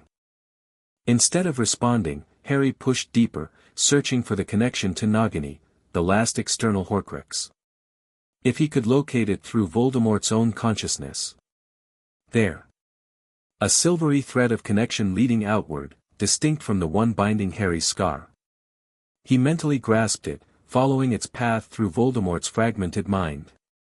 Through Voldemort's divided awareness, Harry could suddenly see through Nagini's eyes. The snake was indeed at the forest's edge, but not with a decoy as they'd feared. She was hidden in an enchanted cage, guarded by Lucius Malfoy and several other Inner Circle Death Eaters. More importantly, Harry could feel the magical protection surrounding her, complicated, but with a fundamental structure he recognized from his studies with Akachi. Soul-binding protections tied directly to Voldemort himself. Get out! Voldemort's mental voice roared, accompanied by a surge of magical force that slammed into Harry's consciousness. But Harry had what he needed. He retreated from Voldemort's mind, rapidly rebuilding his mental shields as he returned to his physical senses. The heart chamber was in chaos. Parts of the ceiling had collapsed, and the magical duel had escalated dramatically.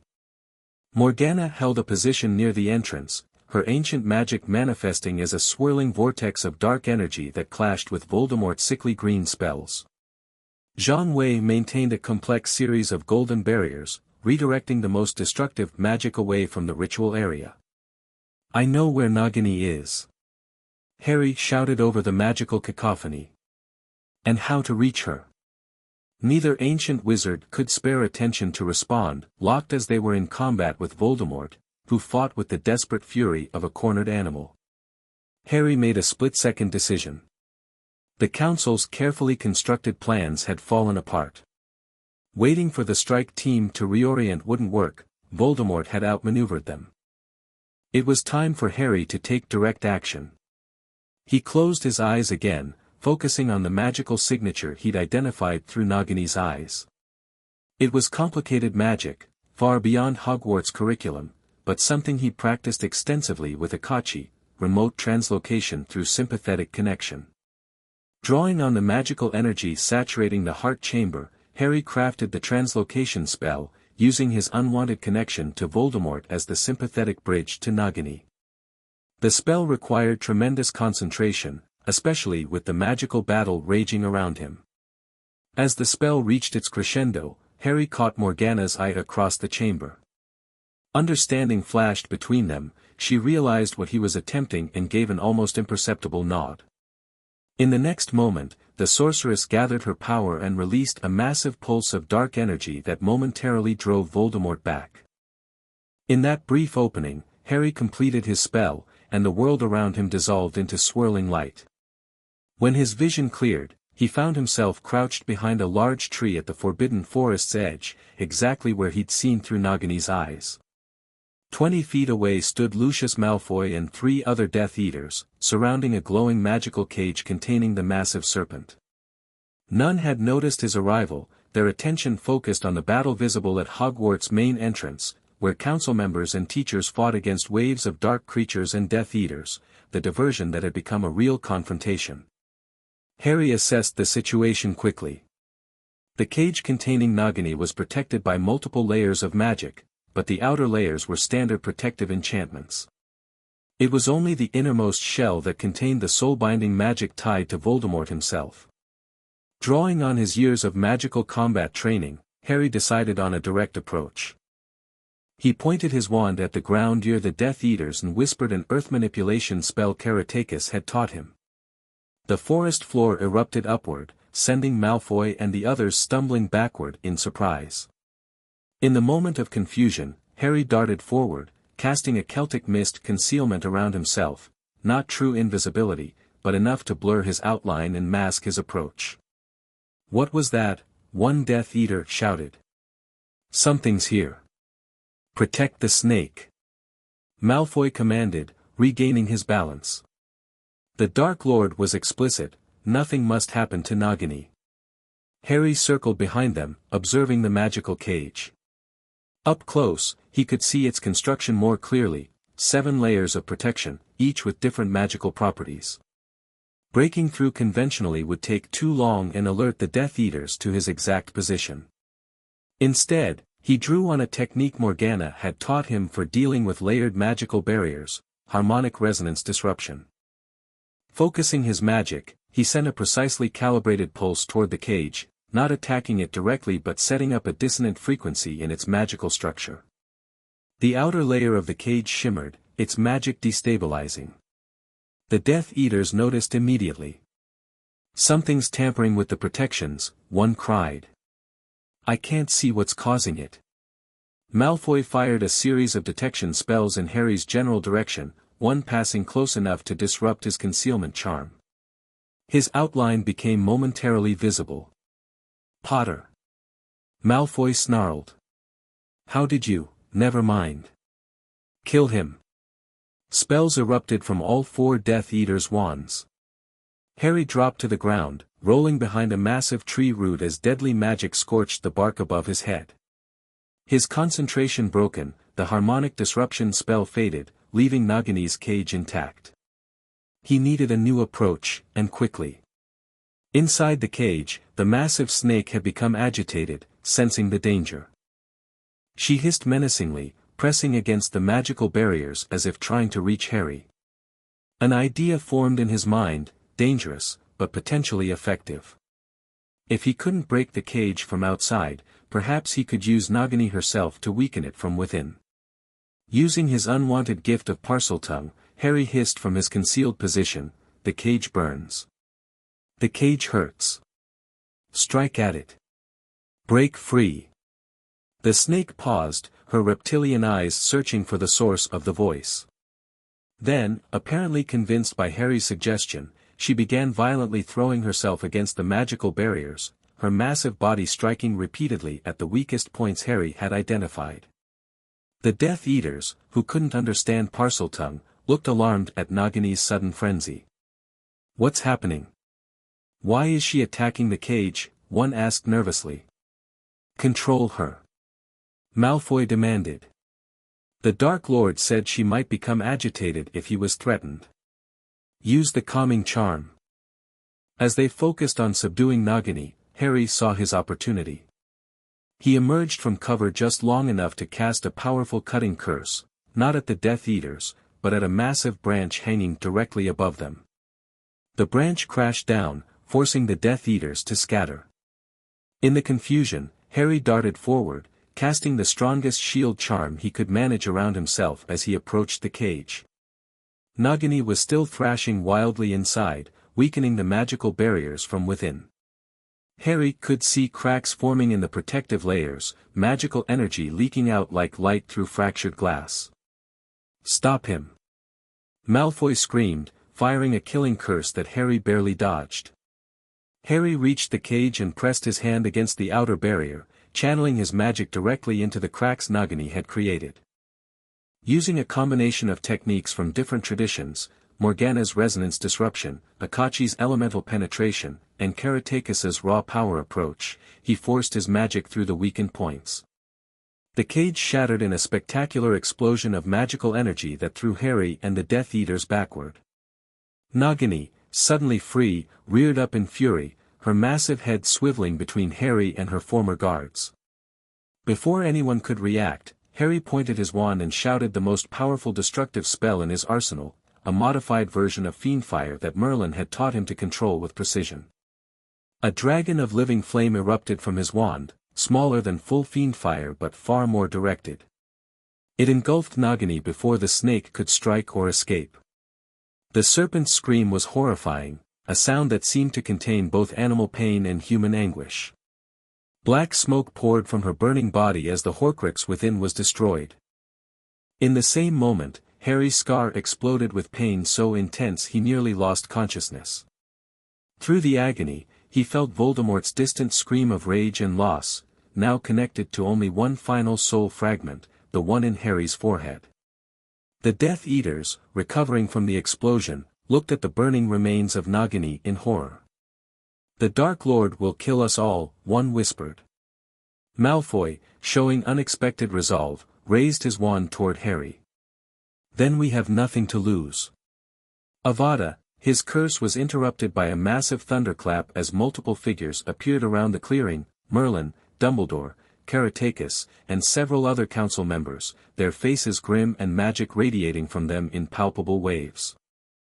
"I suggest you reconsider, Lucius," Dumbledore said calmly, though his eyes held none of their usual twinkle. The Death Eaters, recognizing the hopelessness of their position, lowered their wands in surrender. Merlin strode to Harry, who was still kneeling in pain from his scar's reaction. "Young master, what have you done?" "What needed to be done," Harry gasped, forcing himself to his feet despite the agony. "Voldemort is in the heart chamber, fighting Morgana and Zhang Wei. He used Dumbledore's blood to bypass the defenses." Dumbledore's eyes widened. "A drop taken during our initial skirmish. Clever and terrible." "Nagini is destroyed," Harry continued. "He has only one Horcrux left. We need to return to the castle immediately." "You need medical attention," Karatakis objected, noting the blood streaming from Harry's scar. "No time," Harry insisted. "The ritual chamber is prepared. We can complete what we started." The ancient wizards exchanged glances, clearly uncomfortable with Harry's plan but recognizing the strategic opportunity. With Nagini destroyed, Voldemort was at his most vulnerable, and most desperate. "Very well," Merlin finally agreed. "But you will follow our lead, Harry. No more independent actions, regardless of how justified they seem." Harry nodded, though in his heart, he knew this confrontation would ultimately come down to him and Voldemort, as all the prophecies had foretold. "Let's finish this," he said. They arrived at the heart chamber to find a scene of devastation. Walls were cracked, magical burns scarred the floor, and the ritual circle was partially destroyed. Zhang Wei lay unconscious near the entrance, though his chest still rose and fell. Of Morgana and Voldemort, there was no sign. "They've moved their battle elsewhere in the castle," Dumbledore surmised, quickly checking Zhang Wei's condition. "He lives, but his magical core is severely depleted." "Can you sense them?" Harry asked Merlin. The ancient wizard closed his eyes briefly. "The Great Hall. Morgana has drawn him there, away from the deeper parts of the castle." "Clever," Karatakis commented. "More space to maneuver, and fewer ancient artifacts to be damaged." "We need to go now," Harry insisted. "Voldemort must have felt Nagini's destruction. He'll be even more desperate." "The ritual is impossible without proper preparation," Merlin cautioned. "The circle is damaged, and we lack—" "There's no time for the ritual," Harry interrupted. "We deal with Voldemort first, then worry about the Horcrux in my scar." Before anyone could object, Harry was moving toward the exit, his determination overriding the pain still pulsing from his scar. After a moment's hesitation, the others followed. They raced through the castle corridors, encountering evidence of magical combat throughout, shattered armor, damaged portraits, scorched stone. The sounds of battle echoed from multiple directions as council members and Hogwarts staff fought against Voldemort's forces that had breached the outer defenses. As they approached the Great Hall, the magical energy in the air intensified, the unmistakable signature of two extraordinarily powerful beings locked in combat. They burst through the doors to find a scene of mythic proportions. Morgana Le Fay, her elegant modern clothes long since transformed back to her traditional battle attire, dueled Voldemort in the center of the hall.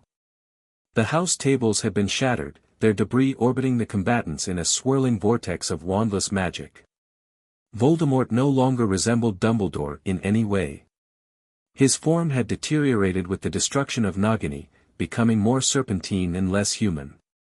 His skin was deathly pale, stretched over a skeletal frame, and his red eyes burned with hatred and fear. Morgana, despite her power, showed signs of exhaustion. Her shields flickered occasionally, and a deep cut ran across her left cheek. Yet she fought with the determination of a sorceress who had battled kings and creatures for over a millennium. "Surrender, abomination," she commanded, deflecting a particularly vicious curse. "Your anchors are gone. You face extinction." "Never," Voldemort hissed. "I have come too far, sacrificed too much," he broke off as he sensed the new arrivals, his red eyes locking on Harry. In that moment of distraction, Morgana struck with brutal efficiency, a spell of ancient origin that slammed into Voldemort's chest and sent him crashing into the far wall. Well timed, she acknowledged as Merlin and the others rushed to join her. "The snake." "Destroyed," Merlin confirmed. Voldemort pulled himself from the rubble, his body moving in unnatural ways, like a marionette with damaged strings. His voice, when he spoke, contained an edge of madness. "So the prophecy comes to this after all," he said, eyes fixed on Harry. "You and me, Potter. The boy who lived and the Dark Lord." "It was always coming to this," Harry agreed, stepping forward despite Merlin's restraining hand. "You've lost, Tom.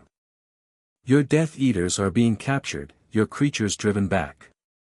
Your Horcruxes are destroyed." He deliberately didn't mention the final one in his scar. "Not all of them," Voldemort replied with a terrible smile, his gaze shifting to Harry's forehead. "And as long as one remains, I cannot truly die." "Then let's test that theory," Harry said, raising his wand. What followed was unlike any duel witnessed in the modern wizarding world.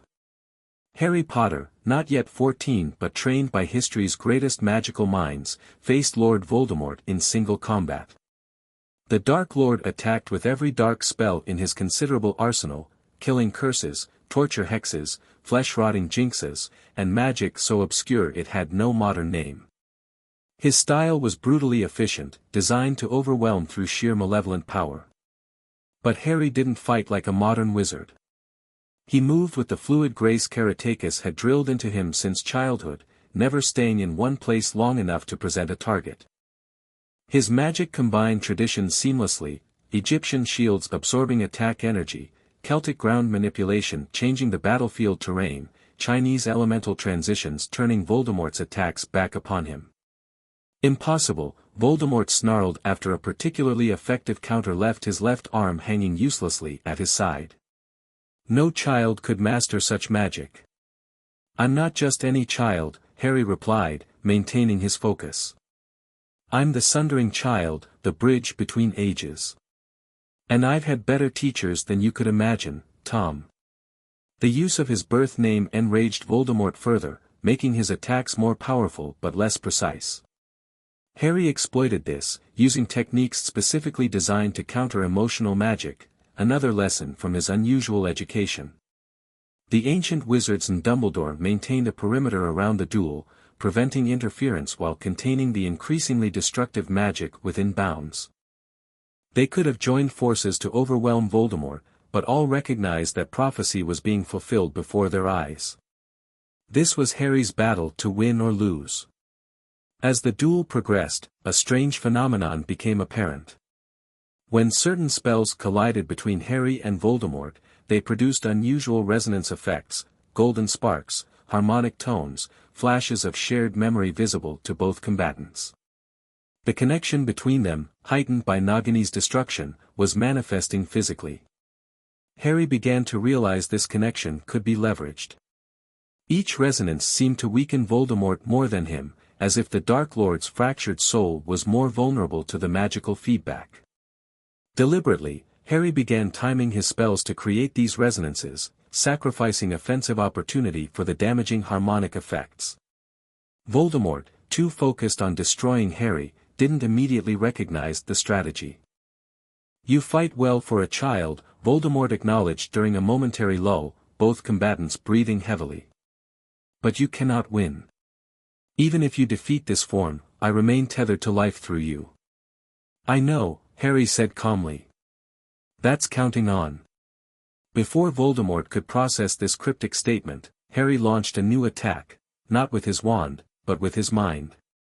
Dropping his occlumency shields completely, he mentally grabbed the connection between them and pulled with all his strength. The effect was immediate and dramatic. Voldemort screamed as Harry's consciousness invaded his, their mental connection suddenly reversed. Instead of Voldemort accessing Harry's mind, Harry was forcing himself into Voldemort's fractured psyche. Physically, both wizard and boy stood frozen in the Great Hall, locked in a mental battle invisible to observers. Inside their joined minds, Harry pushed deeper, following the connection to its source, the place where Voldemort's soul fragment had attached to his own. "There's something you didn't account for," Harry projected into Voldemort's mind. "This connection works both ways. And I've been trained in mental arts by Morgana Le Fay herself." Voldemort fought desperately to expel Harry from his consciousness, but the advantage had shifted. With only one Horcrux remaining, the unwilling one in Harry's scar, Voldemort's soul was too damaged, too fractured to maintain its integrity against this unexpected assault.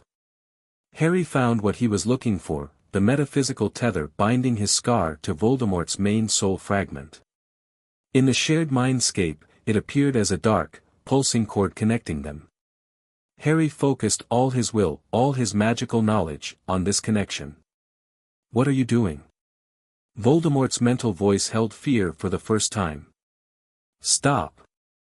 Finishing what began 13 years ago," Harry replied. "You chose me as your equal. Now face the consequences of that choice." With a tremendous effort of will, Harry mentally grasped the connection between them and began to twist it, reversing its flow. Instead of Voldemort's soul fragment influencing Harry, Harry forced his own magical essence, shaped by love, sacrifice, and the ancient magic his mother had invoked, back along the connection. In the physical world, observers saw an extraordinary sight. A glowing golden thread appeared between Harry and Voldemort's foreheads, pulsing with magical energy. Harry's scar split open, bleeding freely, while Voldemort's snake-like features contorted in agony. "Remarkable," Dumbledore whispered. "He's turning the connection against Voldemort himself." Soul reversal, Morgana identified the phenomenon. "I mentioned the theoretical possibility once, years ago. I never imagined he would attempt it without preparation." The golden thread intensified, expanding into a dome of light that surrounded both Harry and Voldemort. Inside this magical enclosure, time seemed to slow as the battle of souls reached its climax. Harry poured everything he had into the reversed connection, not just magic, but emotion. The love of his ancient guardians. The friendship of Ron and Hermione. The sacrifice of his parents. All the positive human experiences that Voldemort had rejected and could not comprehend. These emotions, channeled through Harry's unusual magical core, developed under the tutelage of wizards from a dozen different traditions, became a weapon more potent than any conventional spell. They flowed along the connection, overwhelming Voldemort's fragmented soul with experiences it could not process or resist. The Dark Lord's scream transcended the physical, echoing both in the Great Hall and through the metaphysical plane where their souls battled. His form began to disintegrate, not from the outside in, but from his magical core outward. With a final, desperate surge of will, Harry completed the soul reversal. The fragment in his scar, instead of anchoring Voldemort to life, became a conduit for his destruction. The magic that had protected Harry since infancy, his mother's sacrificial protection, enhanced by years of training with the ancient wizards, flowed through the connection and into Voldemort's very essence. The golden dome pulsed once, blindingly bright, then collapsed inward. Voldemort's physical form seemed to fold in on itself, consumed from within by the very connection he had inadvertently created 13 years earlier. A final, unearthly wail escaped him as his body dissolved into ash, leaving only his empty robes on the great hall floor. Harry collapsed to his knees, blood streaming from his scar. But even as he fell, he felt something fundamental change within him, a lightness, as if a weight he'd carried his entire life had finally lifted. The fragment of Voldemort's soul, forced back upon its creator, had been destroyed along with him. "It's done," he whispered as Merlin and Akachi rushed to his side. "He's gone. Really gone."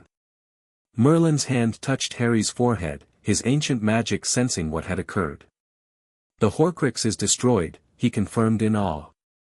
"And your own soul remains intact. How did you know this would work?" Harry managed a weak smile. "I didn't. But I remembered something Morgana told me years ago, that soul magic responds to intention and emotion more than technique. Voldemort created the connection through hatred and fear. I thought maybe it could be undone through their opposites." "Extraordinary," Dumbledore said softly, joining them.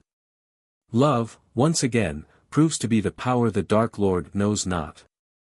As the reality of Voldemort's final defeat spread through the castle, the remaining Death Eaters surrendered or fled.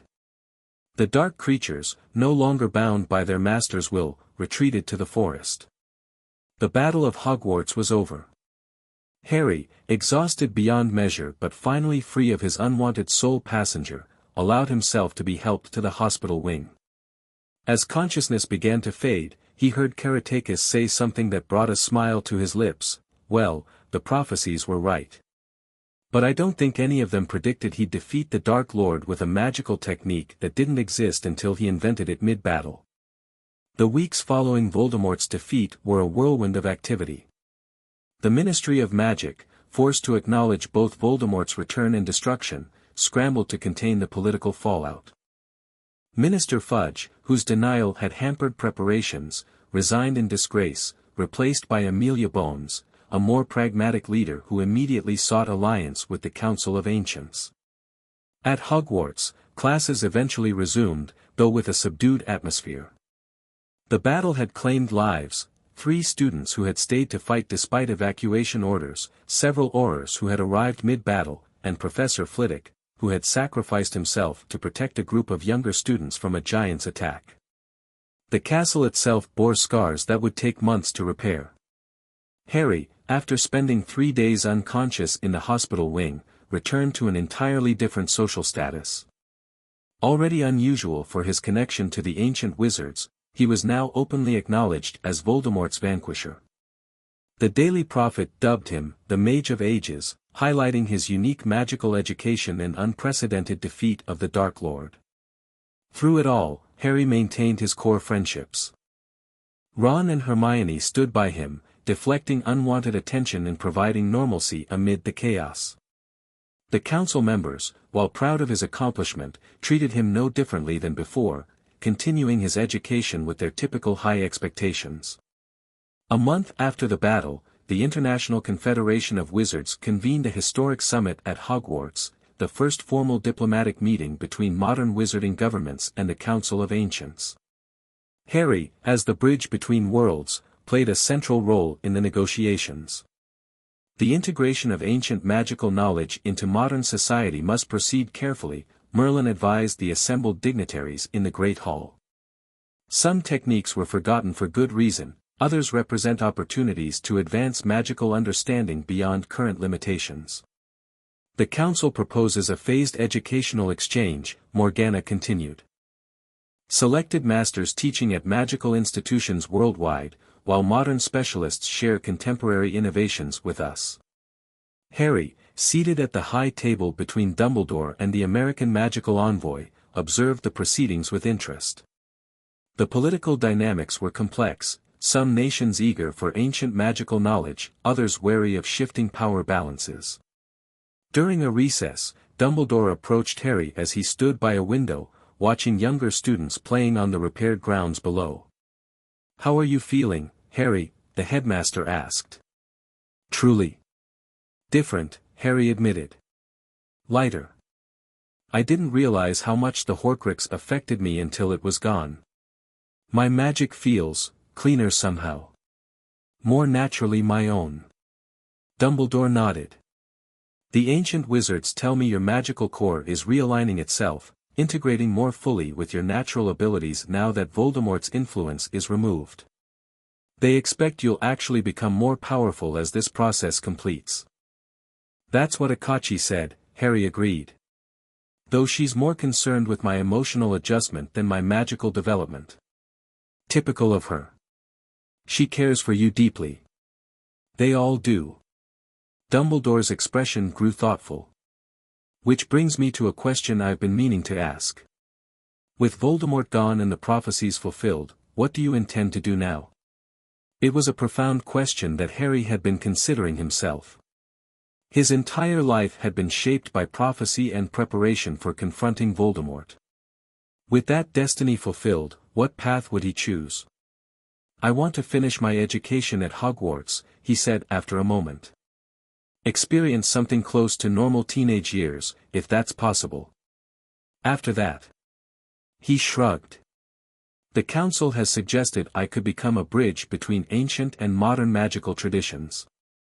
A teacher, maybe, or some kind of diplomat." "You would excel at either role," Dumbledore said sincerely.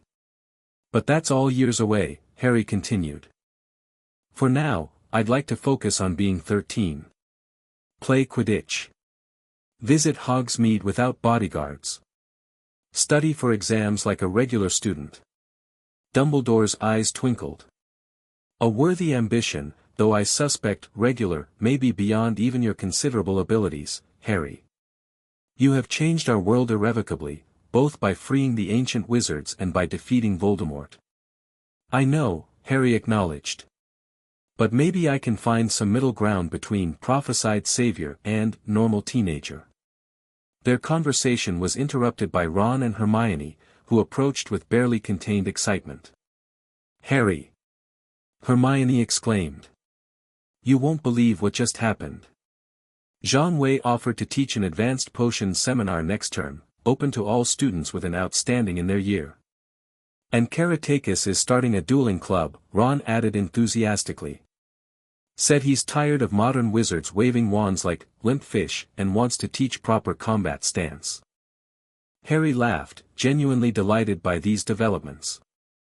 "So the ancient wizards are settling into teaching roles already?" "Some of them," Hermione confirmed. "Others are working with the ministry or traveling internationally. But they all say Hogwarts will remain their British base of operations."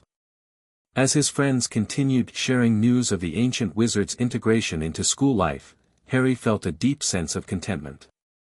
The worlds were merging, ancient and modern, prophecy and choice, destiny and freedom. And he stood at the center of this convergence, no longer bound by a soul fragment or a predetermined path, free to shape his own future.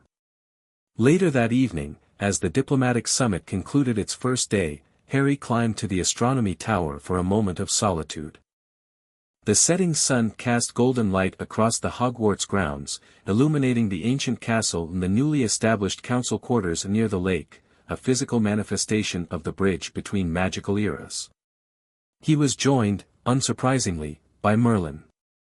The ancient wizard had always seemed to know when Harry sought quiet reflection.